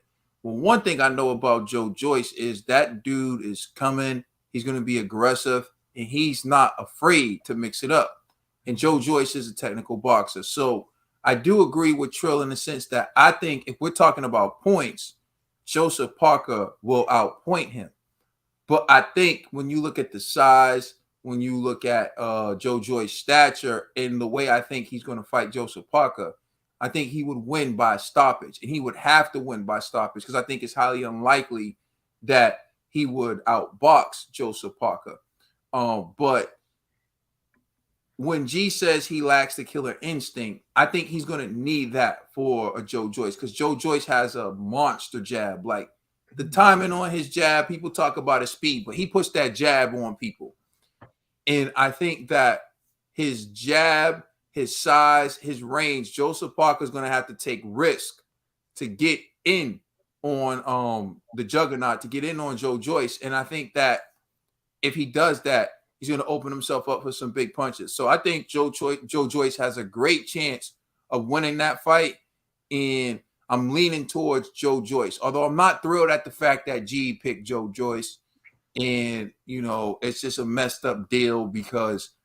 Hold on, time out. My heavyweight jinx should only apply to like the No, it shouldn't. Only apply to the top 5. Yo, you jinx F.A. the You small jinxed one. Efe. Hold on. Yes. But I did get Hellenis. Was it Hellenis and Hellenis and Karnowski. You know what I'm saying? So it's like, come on, the little guys don't matter. You know what I'm saying? Like when we get to the top 5, then y'all This is interim title, bro. This is Joseph Parker and Joe Joyce. Those aren't little guys. You got the former heavyweight champion of the world versus the interim title holder. Man, listen, man. Gee, My jinx don't count for that. You know what I'm saying? Leave my jinx at least for the top 5. You know what I mean? Like then y'all can talk that trash. Joe Joyce might be in the top 5. Joseph Parker. If Joe Joyce in the top 5, Joseph Parker might be in the top 5. Yo, man, shame on all y'all, man. Shame on all y'all, man. Continue, man. Yo, the G curse is real. Haters. The G curse is real, and I think my man, Joe Joyce might be the one to break it for G. But we'll wait and see because G might pick Joseph Parker later. But not me. Man, thank y'all for rocking with it. Yeah, thank you everybody. Thank you everybody for rocking with us, man. This has been a wonderful live, man. You know, I gotta get out of here, man. I'm in my daughter's room, man. It's glitter everywhere, man. I'm thrilled. That's the TBE. That's my boy Conspiracy G, and that's Caden right there. I'm Trill Dollar Bill. You know we appreciate y'all. You know we got nothing but love for y'all. Thank you for rocking with us on this live. We are the Boxing Bros. Please check us out on Instagram, Twitter, and leave a comment. It's the Boxing Bros.